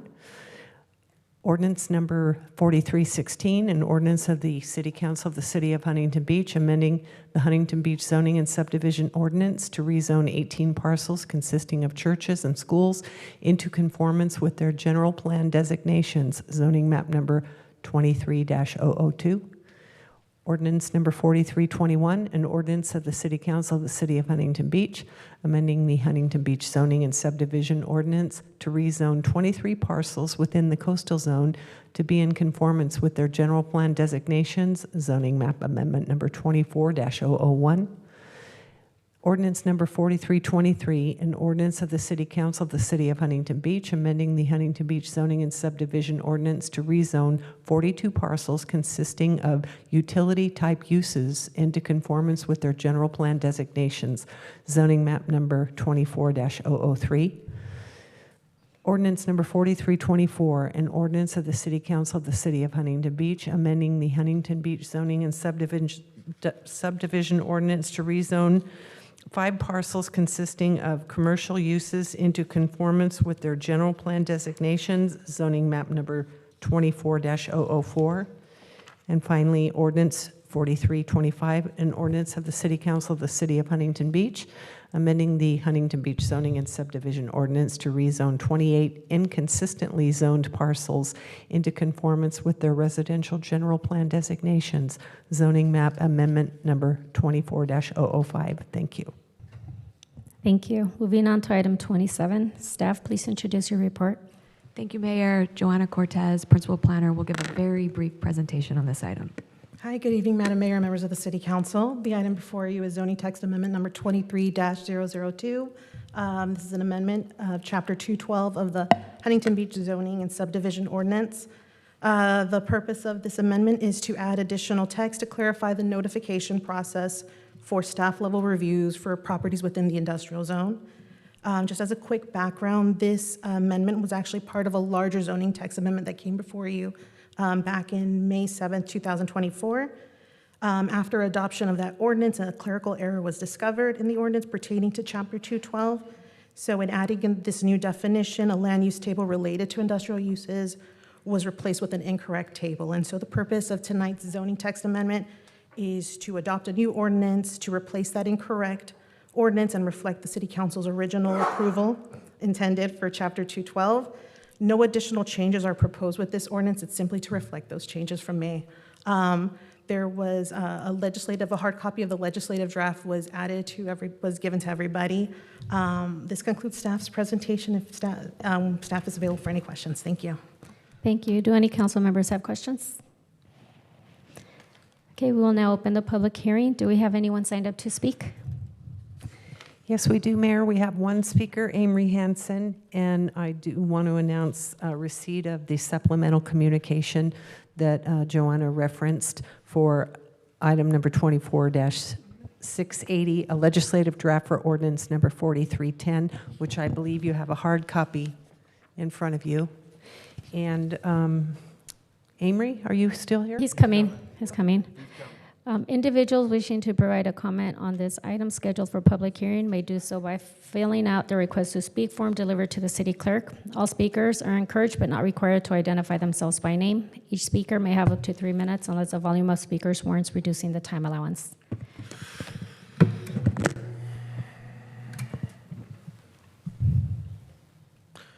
I can go ahead? Go ahead, Mr. Hansen. Thank you, Madam Mayor. My name is Mr. Amory Hansen. I'm speaking tonight to express my support for item 27, Councilman McKeon's ordinance to allow a vote of the people for future purchases of housing by Huntington Beach.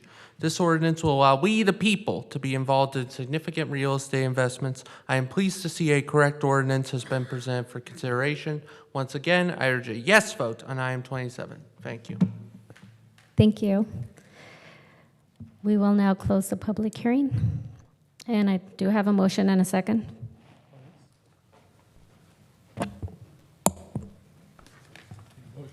Yeah. Second. I'm sorry, who was the first? Burns? Okay, Burns. and second, Kalmick? Sorry. Kalmick. I thought you said you had one, not we're looking for Yeah, one. that's what I thought. Okay. All right, we'll go ahead Sorry, and vote. it's my Spanglish. Okay. Councilmember Mosier? Aye. Bolton? Aye. Burns?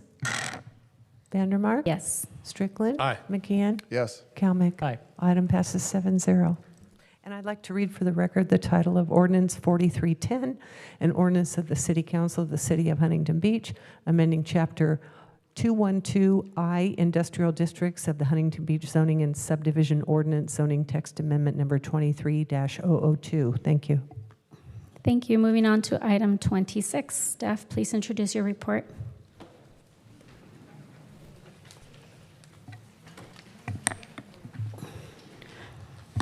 Good evening, Mayor and City Council. I'm here to provide a report in response to the August 6, 2024 Councilmember H item relating to city tax sharing and economic subsidies.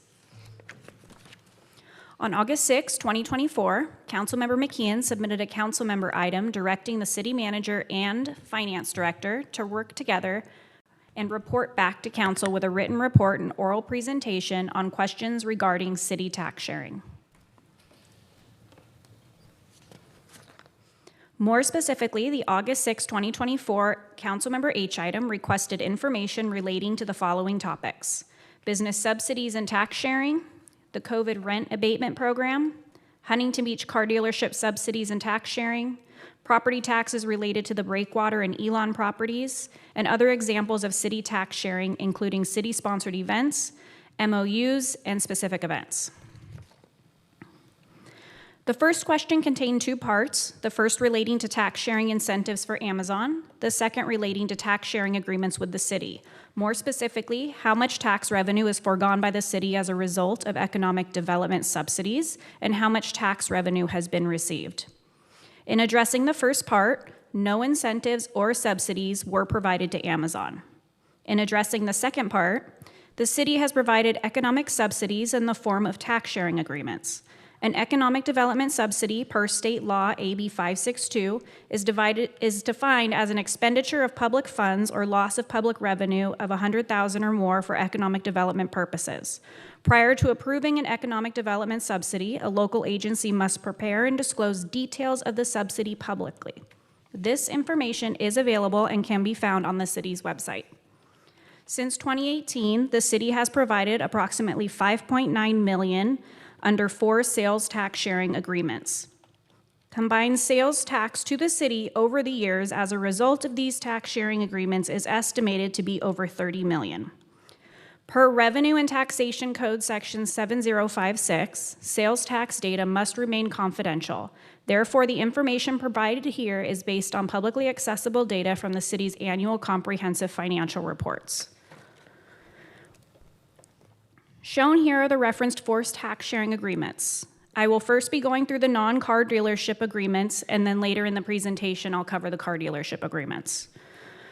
First of these is Pinnacle Petroleum, a national provider of energy products and services who was approached by many cities to relocate outside of Huntington Beach. Due in large part to the city entering into a tax sharing agreement in 2014, Pinnacle has stayed in Huntington Beach along with 19 to 22 full-time and part-time positions. The current agreement provides a rebate of 65% of sales tax revenue generated by Pinnacle and remains in effect until 2029 with one remaining 5-year option. Applied Computer Solutions, or ACS, entered into a tax sharing agreement with the city in 2000 as they were considering relocating. While this agreement expired in 2020, the agreement terms provided ACS with a 25% rebate of the sales tax increment it generates over a base of $200,000 and 35% over $600,000 annually. Provided here is a year-over-year snapshot of total sales tax revenue provided as a result of the 4 referenced sales tax sharing agreements between 2018 and 2023. The second question within the August 6th Councilmember H item pertained to COVID rent abatement. On March 31st, 2020, the City Council approved COVID rent abatement to concessionaire tenants of various city-owned facilities affected from the date of issuance of the state's proclamation of state emergency on March 4th, 2020. On July 6th, the City Council approved to end COVID rent abatement for certain tenants at city-owned facilities, effective August 1st, 2020, and authorize the city manager to reinstate if necessary. The city provided approximately $1.8 million in COVID rent abatement. This approximate amount is reflective of the base rate amount abated. A comprehensive table, including the business and lessee approved for COVID rent abatement, along with the time period and amount for each, can be found within the staff report provided for this item. Some concessionaire tenants were required to pay partial rent payments beginning May 1st, 2021 in one of 3 ways, which are disclosed here. Rent abatement ended by July 2021, except for the California Genealogical Society, which ended in March 2023 when the group was able to return to the library. During COVID, hotels were given the option to defer their TOT and TBID payments from March 2020 through August 2020. They were given 2 options for repayments: pay in full by January 29th, 2021, or pay in 6 equal parts by June 30th, 2021. All hotels met this repayment requirement. To address the 4th question related to car dealership, We're returning to the previous table. Surf City Auto Group entered into a tax sharing agreement with the city in 2017 to help with costs associated to the development and opening of a Jeep dealership. The subsidy is equal to a rebate of 50% sales tax revenue received by the city from Surf City Auto over the base amount of $1,681,797 for the first year, increasing by 1% each subsequent year. Surf City Auto has hired 25 full-time employees since completion of the dealership, and 75 workers were hired during construction. The agreement terminates in 2037. The city entered into an agreement with McKenna Motors in 2016 for development of a Subaru dealership. McKenna's subsidy equates to a rebate of 45% of sales tax revenue received by the city from McKenna over the base amount of $150,800 for each year of the term, which terminates in 2032. The Subaru dealership has hired 37 full-time positions, and 300 workers were on site during construction. In addition to these, the city has an MOU with the Huntington Beach Auto Dealership Association, which provides Huntington Beach parking passes for car buyers and lessees, which encourages local purchases. In FY 23 through 24, the city provided 1,977 vouchers, which equates to approximately $385,515. In 2021, the city entered into a public benefit agreement for the acquisition and conversion of the Breakwater and Elon properties for the Middle Income Housing Program. The initial sales price for Breakwater was $185 million, and for Elon was $136 million. The city will forgo approximately $22.2 million in property tax revenue over a 35-year period due to the tax-exempt status of the Breakwater and Elon properties under the Middle Income Housing Program. This figure takes into account a 2% annual increase that the city would have received, and this equates to about $633,391 per year. Surplus conveyance proceeds clause outlines how remaining funds after bond redemption and other expenses will be distributed to various local government and education agencies. These figures are shown on the slide in front of me. If the city does not sell or transfer the properties upon conveyance, it would not be required to make these payments to other agencies. By the end of the 35-year term, the properties are expected to have a combined value of approximately $595.6 million based on an annual appreciation rate of 1.8%.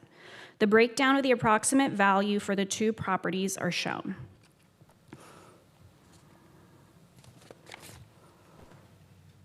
Finally, there are various other entities and nonprofits that the city provides incentives to as a means to support these agencies and foster community service, tourism, and programming. Examples include waived fees for rentals, permits, and facility usage. Shown on the table here are just a few examples. There's a much more exhaustive list that's also incorporated within the staff report that was associated. This concludes our report, and city staff is available to answer any questions you may have. Thank you. Thank you. Do any council members have questions? I do. Jen, thank you and staff so much for putting this together. There's been, I guess, a lot of consternation in the community about concessions to business, so I think it was appropriate to go through and do a line-by-line item of all the different examples of how this is common practice for a city to give concessions to business, whether, as you touched on it, it's a retailer like Amazon, petroleum businesses, events, the car dealers, et cetera. It's across all different aspects of types of businesses, and the city does these things because it provides a net benefit to the city. So I think it's important to walk through the community to understand that this is common practice to give these business concessions. And going through this analysis, I thought you guys did a great job kind of covering, like I said, small and large business. The car dealers, each one has like a different unique benefit they're bringing. But what I really zero in on, because everyone knows how I feel about it, is really the Elon and Breakwater purchase. And the reason I say that is because I'm going back to the July 20th of 2021 meeting when this was approved by that city council with council members Kalmick and Mosier approving it. And there's quite a few discrepancies on here that I've noticed. Going back then, you know, this was sold that it would be a 30-year bond, and now it ends up being 35 years. It was going to be $500,000 in foregone property tax. Now it's over $600,000. You know, walking through further is that, you know, they didn't really disclose now, looking through all this research, exactly the foregone property tax that is true. I mean, as an example, you know, instead of that 15 million that was foregone, it's 20 million. But actually, they didn't do proper research. This is another good example of getting a complicated business structure that, again, the city, in my opinion, has no business using taxpayer funds to invest in speculative real estate. But they didn't even know that we have the Huntington Beach Employee Retirement Levy of $2 million. So instead, now it's $22 million in foregone property tax. But most important, that really stands out, Jen, can you put up the government and educational agency slide? There you go. This was never talked about. Went back and looked at the study sessions and the meetings. And so the surplus conveyance proceeds clause in the public benefits agreement for the Breakwater and Elon projects outlines how the remaining funds after bond redemption and other expenses will be distributed to various local government education agencies. So if you take away the $22 million, that's $150 million in deferred property tax that will have to be paid back to these agencies. And going back to the 2021 analysis, they had over $600 million that this thing is gonna be allegedly worth. Again, speculative. No one knows what's gonna happen in 35 years, the conditions of these properties. But now when you take back out this $173 million, our net is $445 million. So quite a miss on that one. Again, this was sold to the community, how great of an investment this would be. So when I look at that, I dug even further, and it turns out that that $150 million that's paid back to these government and education agencies wasn't actually a requirement. It was talked about in an ad hoc committee with Kim Carr, Posey, and Del Glaze, and they did this out of the kindness of their heart, and this was voted on by that council members Kalmick and Mosier, to give up this $150 million when it wasn't a requirement. To me, that is just, you know, it's unbelievable that with Oliver Chi back then, that again, you know, they want to play a real estate investor, and they're willingly deciding to give up $150 million when they didn't have to. And this, to me, is just another example of, you know, a complicated joint power authority agreement, just like the OCPA that was not. I will ask the city attorney, were you presented with this contract, this JPA agreement? No, none of those documents went through our office at all. So To me, that's glaring, is that this was sold as some great investment. It was going to net over $600 million.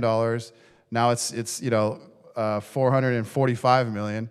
And the $150 million that we're paying back to these government agencies we didn't have to do, but now we're doing. And people talk about concessions or beat us up for monies here and there. That's $150 million. That's almost, you know, 50% of our annual budget that they willingly are giving up. Again, like, why are you guys investing in real estate? It's just shocking to me. And I have colleagues in my industry have told me that the sponsors for these projects, these scams that they presented, this workforce housing, they're laughing at us. They're literally laughing all the way to the bank on the amount of fees that they have pulled in from these transactions. Their acquisition fee, their bond fee, their property management fee. And I told the community last time, look up the article, California Scheming on Forbes. It lays it all out. And I've been told that their next target for this scam is going to be the senior housing sector. And I'm still waiting for this local preference that was sold for workers that live here and can't afford to live here, and veterans. It's been 3 years, and we still can't get an answer on what percentage of the residents are local preference from the sponsor. That's why we passed this ordinance, where if this cannot happen again without the vote of the people, to willingly forgo all this property tax. Again, Mayor Vandermark, Pat Burns, Tony Strick, and I voted on that ordinance. Council members Kalmick, Mosier, and Bolton voted no, so they don't want to even prevent this from happening again. I asked the question, like, how many more of these do we need to do? A city attorney didn't look at this agreement. I mean, there's a possessory tax thing holding overhead in court right now where the state's saying, well, that foregone property tax has to be paid, so they actually might push it down to the residents. And if that happens, our sponsors are just going to cut bait and run and leave us with this firebomb. That's still hanging out there. Again, it's speculative. Like what we don't. I mean, yeah, it's at 1.8%, but these properties are based on income at that time, and then it's sold at a cap rate. We don't know what condition these are, and some like the breakwater is going to be 90 years old at that point. So I don't understand why this was done. There's time value of money, the $600,000 a year property tax that we could desperately use right now. All this money, and again, I look at it, $150 million that they decided to pay back to these agencies when they did not have to, and to me, that is shocking. So that's what really jumped out at the page on me, and I can't believe this happened, and I'm hopeful this ordinance stands. I mean, in hindsight, it should be a charter amendment going forward. This should never happen again without the vote of the people. Thank you. Thank you. Would any council member like to say something? Council member Kalnick. I have a few things. So we went and had a study session on this where we had all those folks come in and explain all this for like an hour and a half. Thought it was very interesting again, that we're rehashing kind of the same arguments, but still kind of ignoring some of the bigger key elements of this.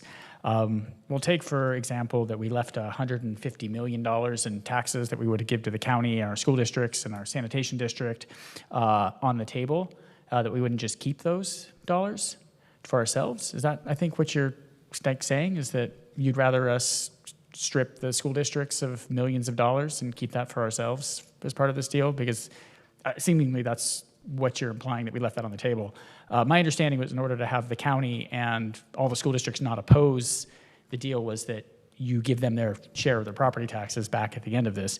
But Ms. Carey, I believe in our base conversation that if we don't convey the properties, we actually do, in fact, not have to return that property tax. Is that what you, if I misunderstood that during our meeting? Based on the language that's within the agreement for the surplus conveyance proceeds, it would appear as that we wouldn't be required if we held on to the property. Okay.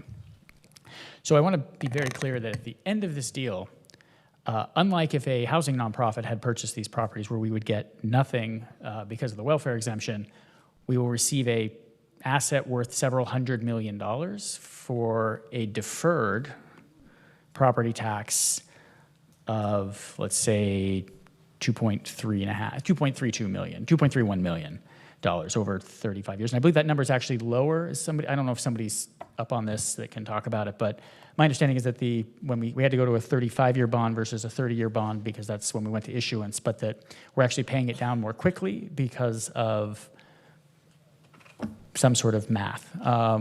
I remember during the study session we did, they basically said, hey, we floated a 35, but we're already like 3 years into this, but we're actually paying it down more quickly, so there's really only like 27 years left on this. I'd have to go dig in my notes. I didn't know we were going to dig onto this one so hard. And the possessory tax thing, I actually had a long meeting with Assemblymember Lowenthal's office and the former LA County tax assessor and folks that are currently appealing the Board of Equalization's ruling on this, that they actually gave up on passing that down to the local residents, and it's actually pushed to the project administrators, and they're appealing that because they're also getting the ad valorem tax assessment for the entire property as opposed to effectively the tax-exempt assessment. So again, that's obviously quite complicated, and possessory property tax is a very complicated and wonky issue, but to bring it up and say that it's going to get passed on to the residents, which effectively gives up on the idea that this project was a policy decision that said we're going to create middle-income housing, forego some property tax. And at the time, we had large surpluses, so a $500,000 to $600,000 property tax, a deferment for 22 years to get a huge asset that either we could turn into market rate housing, or we could turn into re-up for affordable housing, or we could sell for hundreds of millions of dollars. That would be a windfall for the city. I thought was a good public policy decision at the time. I was curious, though, that obviously Amazon, we didn't give them any money. Costco, we didn't do a sales tax sharing agreement with. They actually asked for one, is my understanding. And we said, we're good. But and they still came. So this concept of transferring taxpayer dollars to private industry, I think is a narrative that needs to be, I think, examined a little bit harder. There's a lot of discussion about economic incentive for football stadiums in other cities where those deals don't pan out. But Amazon didn't get any money from us, so I don't know why that got brought up. But the whole theme of this is there are quantifiable benefits. Now, some of these are projections, but they're quantifiable based on known metrics, and they were done before the deal was put into place. So I want to actually bring back to slide 15 here. So slide 15 talks about specific events and that we waive specific event fees based on council action. The air show's in here, and I was wondering why on the agenda there was not a agenda item for some sort of concessions to the air show, because it's my understanding we are conceding city taxpayer dollars to the air show for 2024. This says on council action. I did not see a council action on that, and so some point after the air show, I'd like a report on what concessions we gave to the air show. And I don't still understand under what authority that was given. If it's contractual waiver by the city manager's office or the community services department, that becomes a contract at that point, I guess. And now we get into all sorts of weird, is it a contract, is it a permit discussion? And so I'm very interested to know what we didn't vote on to give away taxpayer money. But again, I think the whole theme of this report is actually really helpful to understand the public taxpayer dollar transfer to private industry.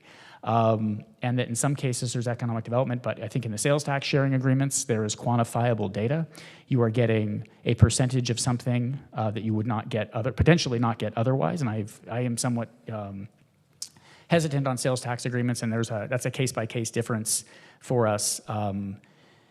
But again, I think that bringing up the Elon and Breakwater project again does show that the council in 2 decades, 3 decades will be very happy to see us get a bunch of money, and I'll be happy, to live here when that comes in, because I think we'll probably need it at that time. But again, I am very surprised to see, we did ask during the council meeting as well, that the air show would be included in this to understand what type of financial sharing we've done with them over the time, and I was disappointed to not see that in the staff report. And I know we hired an economic impact report for some other item, but I did go back and review the minutes, and there was discussion and I believe approval of that should have been included in this report. So I do appreciate staff's time on this. I know we have limited resources to be able to put this together, and I think it was relatively comprehensive on what the ask was. So thank you.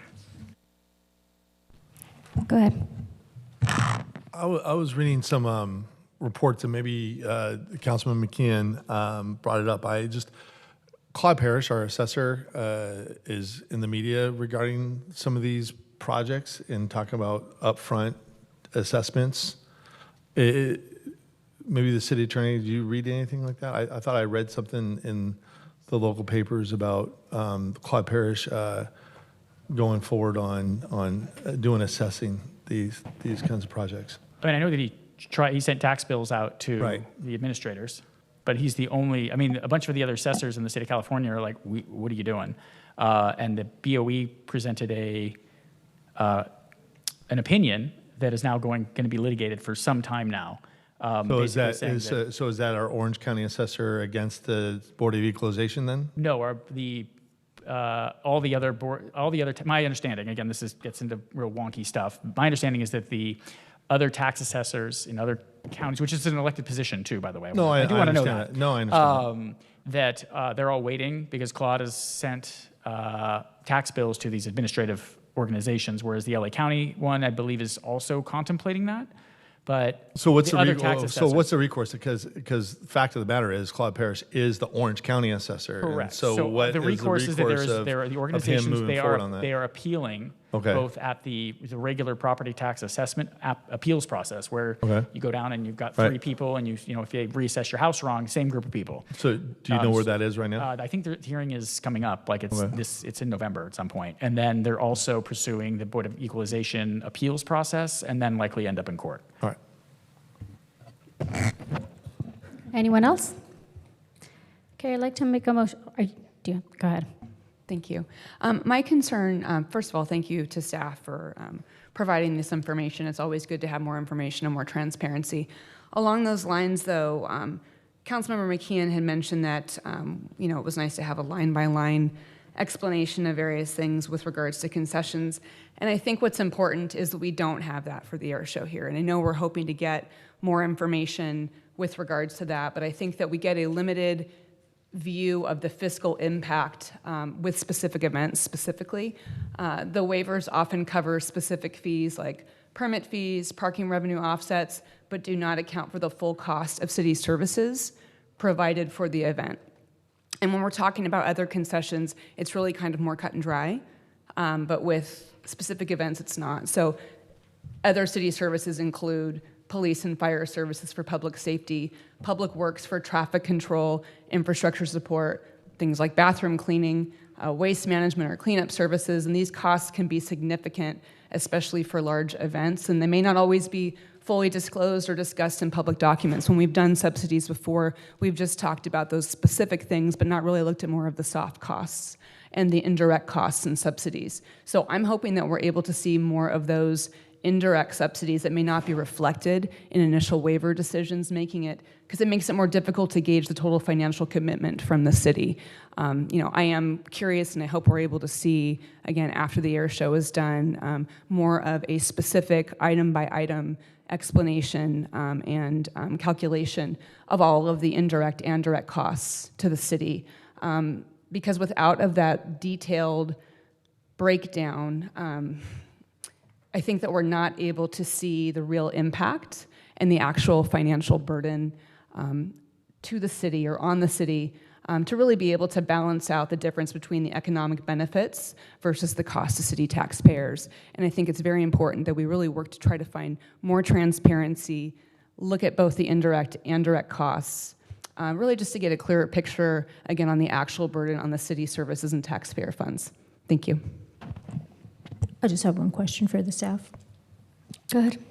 So for the specific event fee waivers and the ones that were given to the air show, do you have records on what was given to the air show in years past? So for example, the one that I remember was from 2022.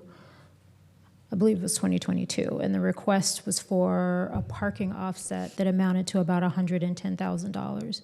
So do you have figures for 2021 and the years before that? The figures that we compiled this information off of is based off of public record that was approved by the city council. So we went back through all the city council action items of when waivers and fees were approved, and that is what is compiled here. But I'm just asking for what the dollar amounts were, if you have that in your records. I don't have anything in front of me with regards to 2022. The only thing that we have is from 2019. What was that amount? So in the staff report, we actually do an itemized amount. So city council approved to waive specific event permit for the 2019 air show, which included a fee waiver of $11,250, parking offset revenues of up to $100,000, contingent on actual parking revenues, and utilization aspects of the city's in-kind contributions via its waste franchise agreements, which could be estimated at up to $10,000. Okay. All right, thank you.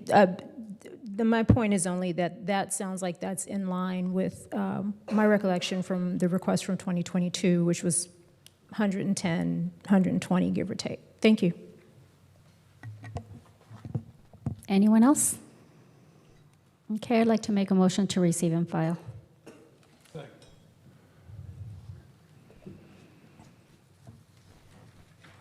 Okay, let's vote. Councilmember Mosher. Aye. Bolton. Aye. Burns. Aye. Vandermark. Yes. Strickland. Aye. McKeon. Yes. Kelmick. Aye. Item passes 7-0. Okay, we're now moving on to council member items. Actually, I was really surprised to hear that Catalina Island was still working with microwaves and they don't have broadband. So I'm actually really excited about this. I believe moving forward with this would benefit Huntington Beach and Catalina. I already got a couple thank yous just for bringing this forward, but Councilmember McKeon, Yeah. go ahead and Thank you. introduce it. Yeah, thank you, Mayor. So this council member item is really an amazing opportunity.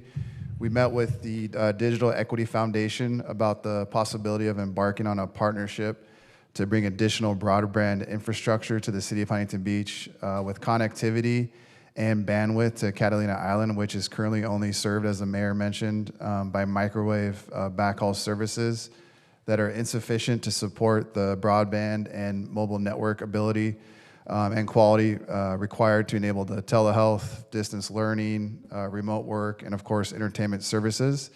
And presently, our current city has less than 1/4 of the wholesale fiber available per square mile compared to neighboring communities across the 405 freeway, with marginal access to long haul, middle mile, or metro area networks in most of our city. So by installing this new subterranean infrastructure along PCH, will not only supply Catalina Island, it will also bring fiber landings in our city and bring more connectivity to the underserved beach communities near Pacific Coast Highway and Beach Boulevard, as highlighted within the latest FCC broadband data collection and the Commission federal funding account maps. Jen, do you have those maps actually that you can put on the screen for people at home? Do you have the one from, there you go. So these show the lines, the subterranean conduit that'll be literally drilled under the ocean floor and connecting Avalon and also to harbors and then back to Huntington Beach. And so this new hub in our city is an opportunity for countless future economic benefits, including and among other things, attracting new business to the city, including new events near the pier and additional support to our businesses, including additional support for existing large business and also attracting new businesses to the city. We currently do not have fiber or electrical conduit down near the pier other than our city lines. And so this requires many of our large events to run off of a generator with limited cell service. And so AVX has applied for funding through the California Public Utility Commission Last Mile Federal Funding Account Grant. And in order to further this opportunity, we need to provide a city letter of support to Digital Equity Foundation and AVX Network's Last Mile Federal Funding Account application. And Digital Equity for Avalon, Catalina Island, and the surrounding waterways is currently pending before the California Public Utilities Commission. And so kind of next steps would be if the council approves this letter, let's see, we would then send to the CPUC the letter, and they have a clock right now that they're working against, and they have basically until the end of the year to allocate these funds. These funds are part of the COVID American Recovery Fund, and in all our talks, they feel very good about getting this grant. Once that happens, at the end of the year, then they would come back to the city with plans and the details for permits and terrestrial conduits, vaults, manholes, and access points. And Avalon has already passed a resolution to accelerate the permits on their end. Then the permits would go to the State Land Commission, then the submarine surveying for the conduit, and then about 2 to 2.5 years before we start laying that underwater cable. And like I mentioned, the fiber down by the pier right now is not commercial grade. I was talking with our CIO director, and he said that's really just used for single connection that the city uses. And a lot of times we have to bring in these like Verizon, they're called cow towers, which is like a mobile cell tower to enhance the connectivity down there. What's it stand for? Cell phone on wheels. Cell phone on wheels, thank you. And we also don't have commercial grade electrical conduit down there, which is big. So our discussions initially are if this goes forward, while they're laying the fiber conduit, if we could piggyback off of them and lay down some electrical conduit down there as well, so that a lot of our big special events aren't running on generators, which would be huge. And we do have some assets right now, fiber and electric, but they're not, for fiber, they're not redundant or commercial grade. So again, this would be a great offering to promoters and large events to come down. I know we've talked about the Olympics, but getting ahead of this in the next 2 to 2.5 years, putting that electrical conduit down, putting that fiber broadband in, and then you can see on the map how it would go up inland along beach and then over to Warner and back. And some things we've talked about as well is that we could even pull it up to Bolsa and Bolsa Chica, where our big industrial corridor is, and potentially look at creating like a hub center, like a data center, and maximize some land we have out there with this new fiber connectivity that could potentially be a great revenue source for the city as well. So really just my recommendation going forward with that, the city council authorize the mayor to prepare and send a letter of support of this application to the Public Utilities Commission, which is attached in this agenda item. Thank you. Does anyone have any comments? Yeah. Councilmember Kellick. Well, I'm excited to see this item come forward. I spoke with AVX for about an hour, like a week or so ago as well. And it's a really compelling operation. I've actually done work out on Catalina for one of the camps that are out there. And for a long time, I mean, literally they have a microwave tower on the top of Palos Verdes that provides all of the internet. There's some 1920s copper cable running across the seafloor that is somewhat, I don't even think it's utilized anymore. And there's actually, my understanding is there's no power out there either. They're running everything on generators out in Catalina. So, and when you're in your boat in Avalon, you're generally sometimes picking up a tower terrestrially across the channel as well. So being able to provide services, and a lot of the folks out that live out in Catalina are low-income service workers as well. So there's a big digital equity component to this, which is I've been a huge proponent of.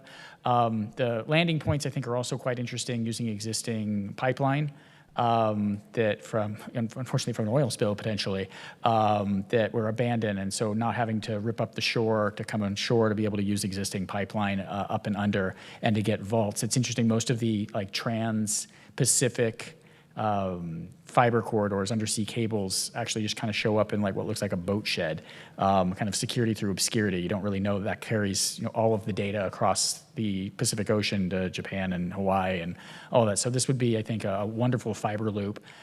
Interested, though, to see how we connect back to the internet hotels at like One Wilshire. There's actually a great article, I think, in the LA Times about One Wilshire or Irvine, or a data center in Anaheim. One of the big things I've been a proponent of for a long time is data centers. They provide an enormous amount of utility tax for the city with very little foot impact. There's like one person that works there, and they're generating an enormous amount of utility tax for the city. The one thing you have to be concerned about, though, is they will co-locate their own power sources on site, battery storage, solar, gas generators, 2-on-1 gas generators, which then we don't get utility tax from, other than the gas that goes in to feed that. So we do want to be careful that we don't incentivize a large facility that generates no tax for the city and consumes an enormous amount of energy. We'd want to make sure that we that impact is ameliorated somehow in the city. But I think having fiber down Beach Boulevard is excellent. The fact that this is a California grant and it goes on a Caltrans corridor is extremely important as well, especially to the auto dealers. I know that Frontier has just been purchased by Verizon now, so we're all going back to Verizon again. Frontier was supposed to actually put fiber in the Southeast Huntington as well. They pulled a bunch of permits, and then as far as I know, they have not actually executed on those permits. So to have enterprise fiber in the ground in Huntington will add on to compete against the fact that most of the enterprise fiber is consolidated to Crown Castle at this point and Edison. So there's really not much competition where there used to be. So having this ability, having this fiber coming down from the 405 corridor from Beach Boulevard, I think will be extremely important from an enterprise fiber standpoint. I'm still interested, though, on the small business consumer side. A lot of this backhaul fiber is extremely expensive to get on, and you have to have the IT expertise to be able to light up the dark fiber. I'd be very interested in potentially helping with our own dark fiber solutions that we've put in place. Now, I see some of these landing points we actually don't have but one of the things that I'd like us to pick up again, which unfortunately was one of the discussions that we had in our technology committee that was disbanded, was an aerial conduit system through the city that would have allowed carriers to, instead of having to trench, they could use existing wire line that's unlikely to be undergrounded in my lifetime, to be able to generate revenue for the city, where you would put out an RFP to do wireline conduit, they get a piece of it, and then we get the rest of it as part of the deal. So it's a kind of a win-win for everyone. So I think this is a great step in the right direction for a bunch of money that the federal government and the state government has kind of put together a pot. I think this is kind of a once in a generation pot of money to be able to get connectivity out to a partner on the coast, and for them to choose to land in Huntington Beach, I think is excellent. So I'm glad that that this item came forward in such a way, and it wasn't it didn't get kind of lost in the bureaucracy. So I do appreciate council members for bringing this forward. Okay, I'd like to make a motion to move the recommended action to send a letter of support. We already have Councilmember McKeon and Strickland. Got it. Already moved it? No, Tony can have it. Okay. We're good. Are we ready to vote? Yes. All right. Councilmember Mosier. Aye. Bolton. Aye. Burns. Aye. Vandermark. Yes. Strickland. Aye. McKeon. Yes. Kelnick. Aye. Item passes 7-0. Do you have a motion and a second to adjourn? Meeting adjourned.